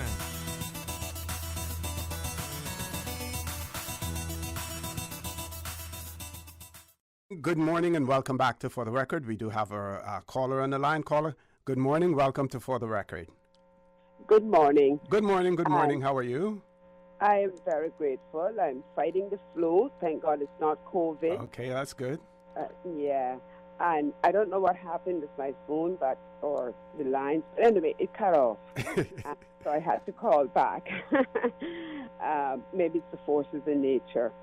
I have a suggestion, nothing on the subject that you're talking about. Okay. But I've been meaning to call in to say this. I don't know how you'd feel about it or anyone else. But I just have a suggestion to make, and it's regarding travel for Caymanians or holders of Cayman passports, whether they're residents or, well, I don't know what they have to be to have a Cayman passport, but what I consider Caymanian. When you travel out of Grand Cayman and then you want to come back home as a Caymanian, why do Caymanians need to get authorization to return home? This is a process that a lot of people, especially the elderly people, are having problems with. Quite frankly, I think it's an unnecessary procedure, and it really irks me because when I see elderly people struggling, some of them don't have a computer, some don't have a smartphone, some don't even realize that it is necessary. And then they get to the airport in Miami, and when they're asking them for it, they have no idea what they're asking for. When you apply for this, you can do it before you leave and have it.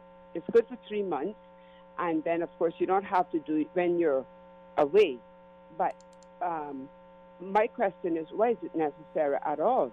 Because the same information that you have to provide in order to get it is the same information that you have to show at the airport in Miami and then when you get home. Now, I'm not saying that they must do away with the testing to come home for anyone, but why do Caymanians need to have permission or authorization to come back home? Yeah, I think that's a fair point. That's a fair point when you consider where the direction that the rest of the world has gone. And Mr. Connor, let me elaborate on that one a little bit more. Sure. Bearing in mind, some of these people are patients. They're coming from the hospitals. So how would they even be able to get these things done? And they're traveling alone, may I add. So if they can't do it, or not in the present mind to get it done for themselves, who's going to do it for them? Are you going to tell the hospital they must do it? Or the hotel that they may have stayed at, they must do it? No.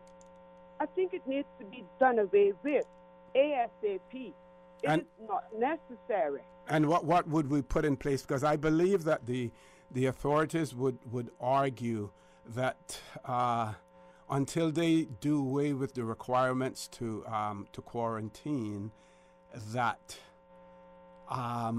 that this is still necessary. What would be the alternative? But you don't quarantine anymore. Okay.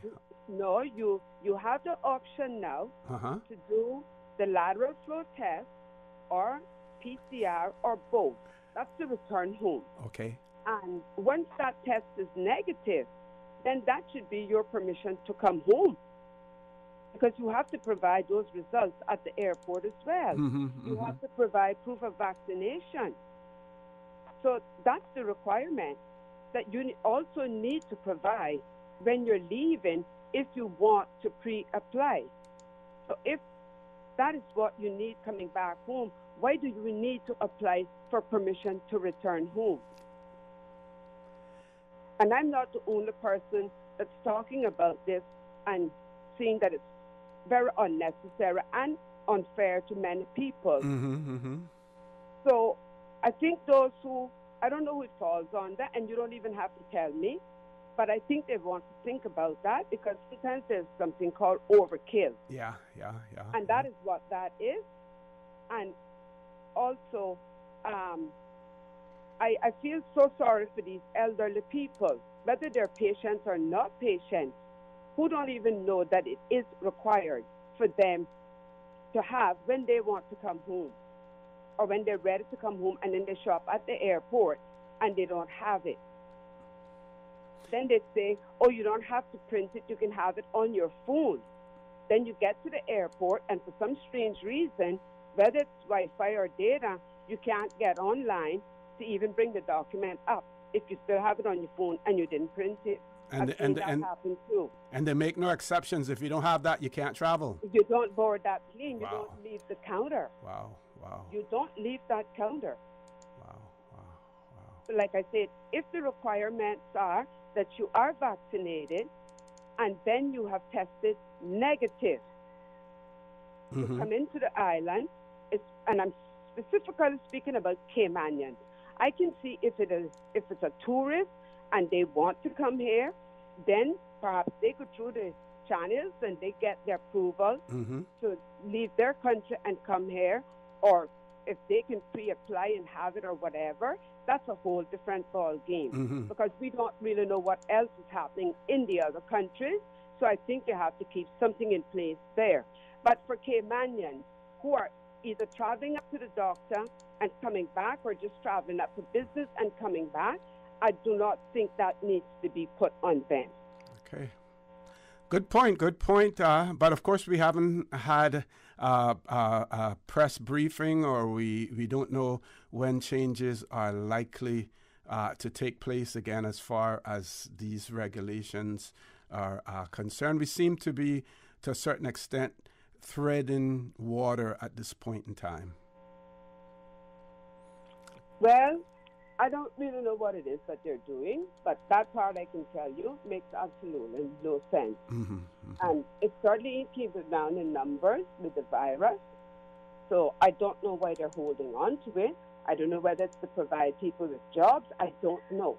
But that part of it could be done away with and should be done away with.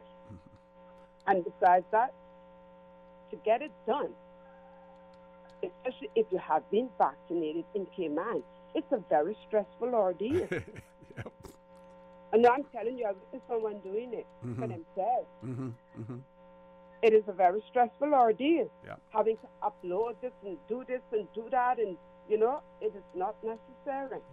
Okay. If you are vaccinated and you can prove it, you have your negative test, that is all that should be required. If you get to the airport and you do not have those things, then by all means, you don't get on the flight. And you should be told that by the airline when you're doing your tickets, because let me just add, some of the agents aren't telling you the requirements either. So for those who plan to travel, ask questions. What do you need? What do I have to do to go, and what do I have to do to come back home? Just like the CDC declaration form. Not many people know that form has to be done in order to leave the island. But that is a U.S. requirement. Mm-hmm. So we can't fuss and argue about that. You want to enter the U.S., then you're going to do it. Yep. Caller, want to thank you. Thank you very much for that. And I'm sure that many people agree with you on that as well. Maybe we will get some response, from some government entity as for the need for the continuation of that and when it is likely to be reviewed as well. Ms. Susan, we have another caller on hold. Caller, let's go to the next caller. Caller, good morning. Welcome to For the Record. Good morning. I would like to say good morning to your past caller. Yes. But I don't know what you're doing this morning, my love, but you're doing a good job. Look, yeah. You're CPA, you're counsel for this, you're college professor. Director's listening. Maybe I'll get a promotion. Well, look, now you got as your agent, you're not just looking for a promotion, you're looking for conversations on paper about the increase in your reward. So don't be just looking for what you call it. But I mean, it's what men talk about. He's a real Caribbean man this morning. Thank you. People would say, jack of all trades. I say, hey, the CPA. Chris better mind when he catch whatever it is that they likes to catch. Because, a whole bunch of them like to catch it. When you step into that chair, you might want to come out. You better look over his shoulder. Say, put him, my friend. You know how I can leave you. All right, my dear. You take care. All the best. Stay safe. I'll be in touch. Yep. Let's grab the next caller, Miss Susan. Caller, good morning. Welcome to For the Record. Yes, Mr. Connor. Hey, what's up? What's happening? Yeah, just checking back with you. You say you were going to elaborate or pull up some document when you come back on this morning, but... Well, yeah. Well, there's something called the Governor Vesting in Lands Law. Right. I looked at it. It is fairly expansive, but there are two roles that the governor plays in that. One, the governor in his personal capacity, and the other one, governor meaning governor in cabinet, meaning that the cabinet. Two things on that. But yes, it is the governor. The governor plays a role in it. As a matter of fact, he is the custodian of sorts of some of the things. But I tell you what, you know what I'm going to do? I'm going to give you. We have about 3 minutes. I'm going to search for this, but I'm going to give you an opportunity to talk about some of the concerns that you have in the BRAC or some of the good things that are happening in the BRAC.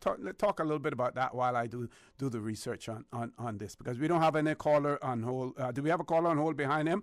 We have a break at about in about 3 minutes, 2.5 minutes. So tell us what's happening in the BRAC while I do this.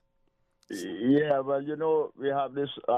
We had this Sahara sands passing over us a couple of days ago, and that made it look like it was going to rain for a while, and everything was sort of white, grayish, but it's looking a lot better this morning, as far as I can see.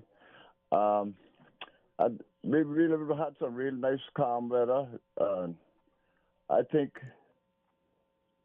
what should happen, it should be some better arrangements with the airlines over here. I think more people would be coming over here if the airline had better equipment, because I think those two subs that they have there, they're run to pieces now. And for Cayman Airways to survive in this market, they need to get some money and spend some nice aircraft. Matter of fact, it would be wise enough right now at this stage to have another jet, especially for Cayman back and going in between. I wouldn't say a jet, but a much bigger accommodating aircraft, because those little slabs are getting run to pieces there, and every 5 minutes they're breaking down. Mm-hmm. And I really think, for the fares, alone, what they're charging, God knows, we deserve better, if we could find money to do a lot of other things that really not as necessary as that. But people like to move up and down from the two islands and even little Cayman. Okay. Okay. Now, we're going to go to the commercial break. You want to hang, Miss Susan, do we have any other call in yet? No calls. Okay. I'm going to ask you to hold on during the commercial break. Bring you back on if you want to, and then I'm going to share with you what the Governor Vesting in Lands Law 2005 revision speaks to. Okay, how about that? Yeah, man, I'll do that. Okay, folks, please stay tuned. For the record, with Mr. Lennox Moxham in the BRAC will continue shortly. Since March 2004, West Bay Pharmacy has kept their doors open to the local communities, even before, during, and after Hurricane Ivan. At West Bay Pharmacy, our staff provides so much more than pharmaceutical excellence. From the moment you walk through our doors to completing your cash out, our staff will have put your healthcare concerns at ease. We would like to take this moment to thank our loyal friends and customers. To us at West Bay Pharmacy, our patients are our primary concern. We provide thorough background checks and precise calculations to ensure your medical safety. Thank you for being a part of our family and for choosing West Bay Pharmacy, where we care about your health. JN money touchdown. Send the money now. Reach wow. You say you need some money. JN money, I can send it in a hurry. Get through quick when you come collect your cash, or use a money card and swipe it in a flash. Send funds to any bank, yeah. Pay your bills quick, yeah. Low fees, you know it, yeah. JN money, we are pick, yeah. Send and receive funds at any JN Money location. It's fast, affordable, and convenient. Money touchdown with JN Money. Send funds to any bank, yeah. Pay your bills quick, yeah. Low fees, you know it, yeah. JN Money, we are pick, yeah. Call 345-945-2014 for details. Available at JN Money locations across the Cayman Islands. The DG's 5K takes off this Sunday, May 29th, 6:30 a.m. at the Government Administration Building.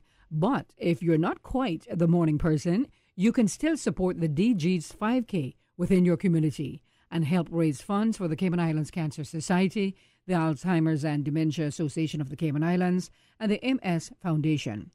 Purchase your DG's 5K 2022 shirt this Thursday and Friday, 26 and 27 May at the Government Administration Building, and walk and run anytime this weekend.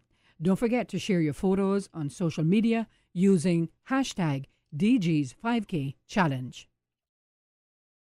Make your house into a home. Welcome to Brand Source Home Gallery, your source for premium products and a premium experience. We'll design and install your dream kitchen with crafted cabinets, complemented with elegant appliances. We'll fill it with quality houseware and cookware. Custom-designed closet and storage solutions organize and beautify any area. And with the finest bedding, you'll get a perfect night's sleep knowing Brand Source Home Gallery has everything you need to make your house a home. For the record, with Ort Connor. Initiating system. For information that matter. For the record, with Ort Connor. Continues right now on Radio Cayman. Good morning. Welcome back to For the Record. We have a caller still on hold. And one has joined us as well. So we're going to cut off at the last one that's just joined us. I'm going to share this with our caller and then go to the last caller. So there's something called the Governor Vesting in Lands Law 2005 revision. I haven't seen anything. I'm not aware whether or not any other revisions have taken place since that. And it says that this law may be cited as the Governor Vesting in Lands Law 2005 revision. And it says all lands, tenements, and hereditaments in the islands belonging or held in trust for Her Majesty or acquired for the use of the government, and which have not been sold, alienated, or parted with, are declared to be vested in the governor and held by him and his successors in the said office in trust for Her Majesty, for the purpose for which the same were authorized or directed by any law or in accordance with the terms of any conveyance, lease, will, or other assurance executed in relation thereof. So what this basically establishes that all government land, whether or not it has been purchased or whatever, if it hasn't been sold, are all held by the governor, not for the people of the Cayman Islands, but for Her Majesty. Her Majesty, remember that, okay? So that is the governor basically has, to that. Now, here's one part of, and I think this is the part that you're interested in, caller. Subsection 6 talks about the powers to sell.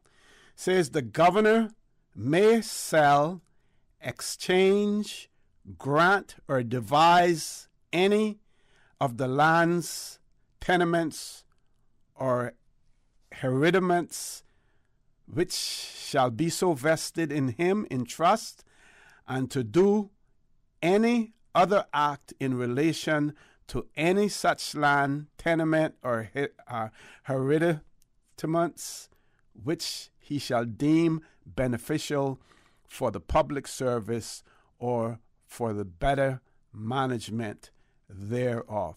So that the governor has the power to sell lands as well.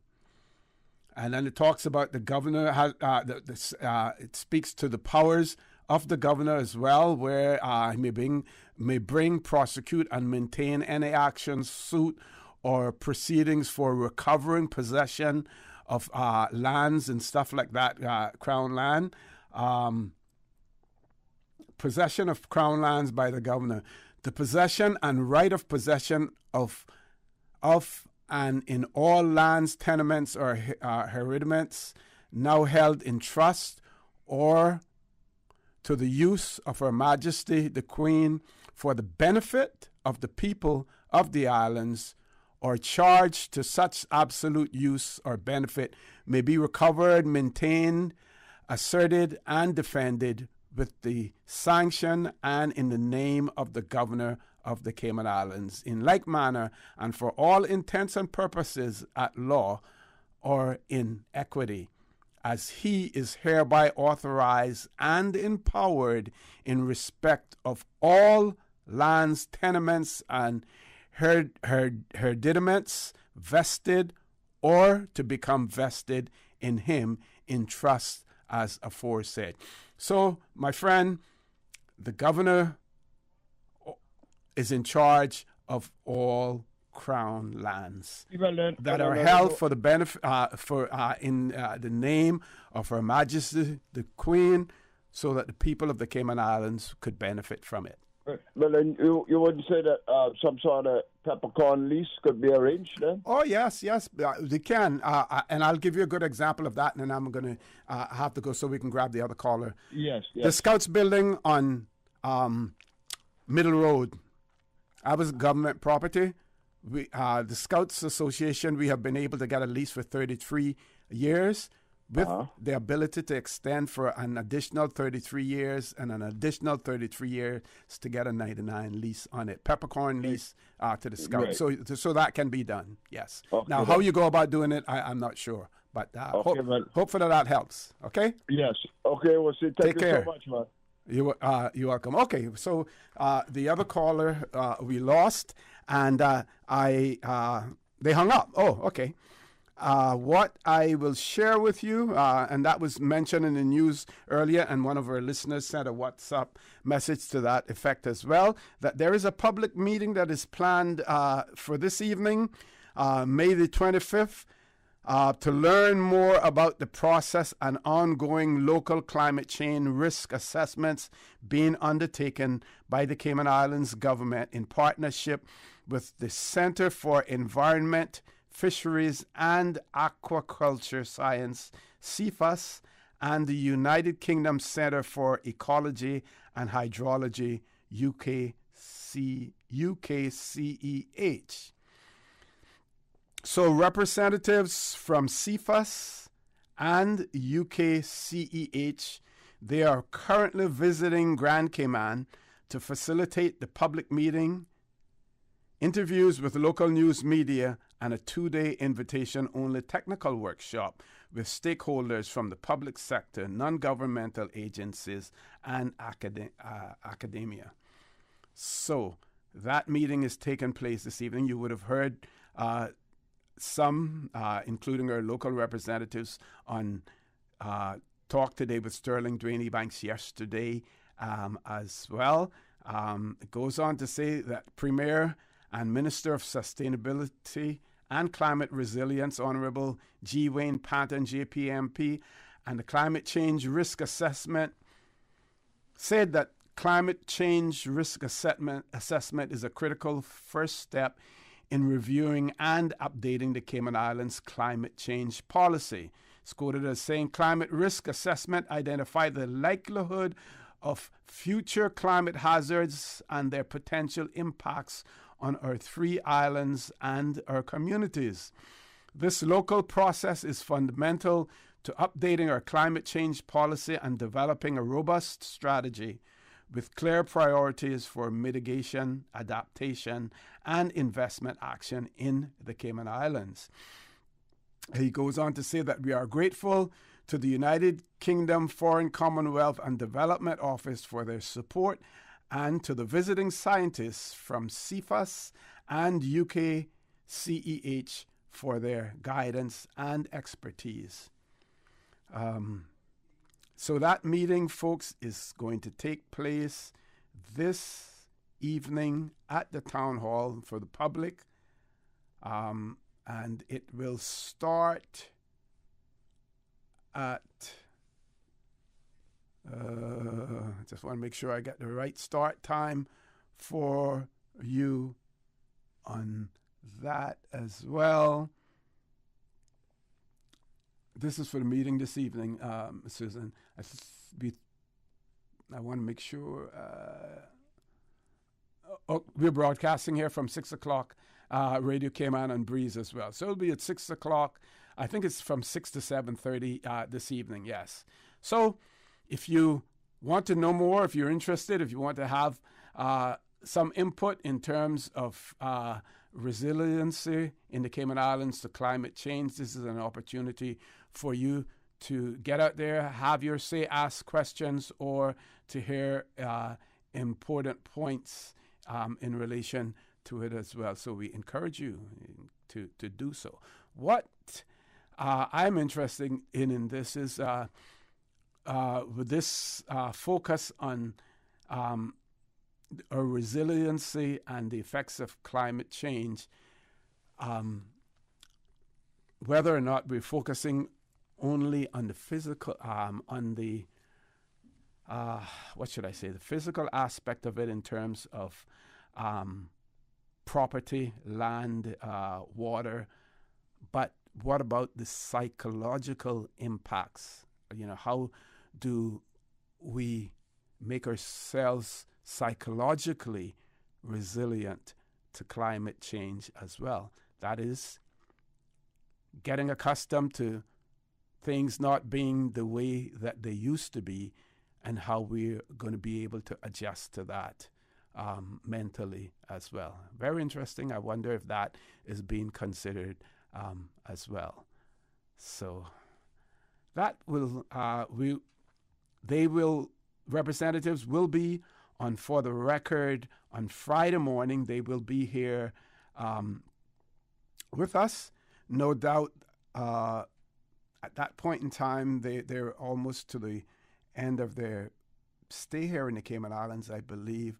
So we would probably be talking more about, you know, what has been done so far, their assessments and everything in relation to that. But we will have them here with us on Friday morning.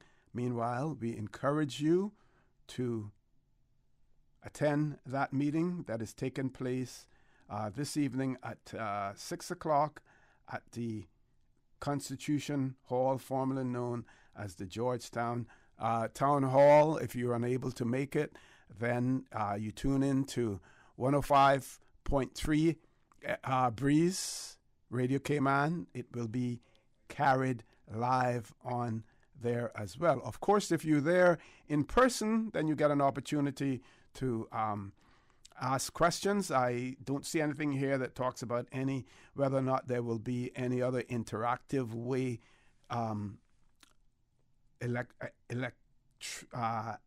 for you to interact electronically with the presentation, as well. So if you can get there in person, folks, do so. And if you're not sure where Constitution Hall is, it is right next to the Legislative Assembly building. If you're not sure where the Legislative Assembly building is, it is right where the Princess Royal Park used to be. If you're not sure where the Princess Royal Park used to be, it used to be right behind Mr. William Nixon's shop and Mr. Berkeley Bush's house. And if you don't know where they are, then I believe I would venture to say you are a Johnny-come-lately. That's just a joke, folks. Folks, I want to thank you for allowing Radio Cayman, and by extension, For the Record, into your homes, into your vehicles as you traverse the busy roads of the Cayman Islands, into your places of work, wherever that may be. I also want to remind you that we are our brothers and our sisters' keepers. There is always someone out there who's less fortunate than we are, and I ask you to extend a helping hand to them. If you can't do that, then I suggest you donate to a worthy charity, because we always want to consider those who need, not necessarily those who want or even those who crave. So I say to you, have a great day. Continue to support your radio station, Radio Cayman. Join Sterling Drainey Banks at 12:15 for Talk Today, and as usual, we ask the good Lord to bless these three beautiful, wonderful Cayman Islands. For the Record is brought to you by Vamped Motors, the only authorized Ford and Toyota dealership serving the Cayman Islands. Coca-Cola, available across the Cayman Islands from Tortuga Distributors. Accept no substitutes. Taste the feeling with Coca-Cola. Brand Source Home Gallery, inspiring luxury. West Bay Pharmacy, taking care of your health. And JN Money. From abroad to yard. Fast, affordable, convenient. Doctor's Hospital. Peace of mind is important when life happens. Doctor's Hospital. Always there for you. Call 949-6066. Radio Cayman. The voice. The heart. The soul of the Cayman Islands.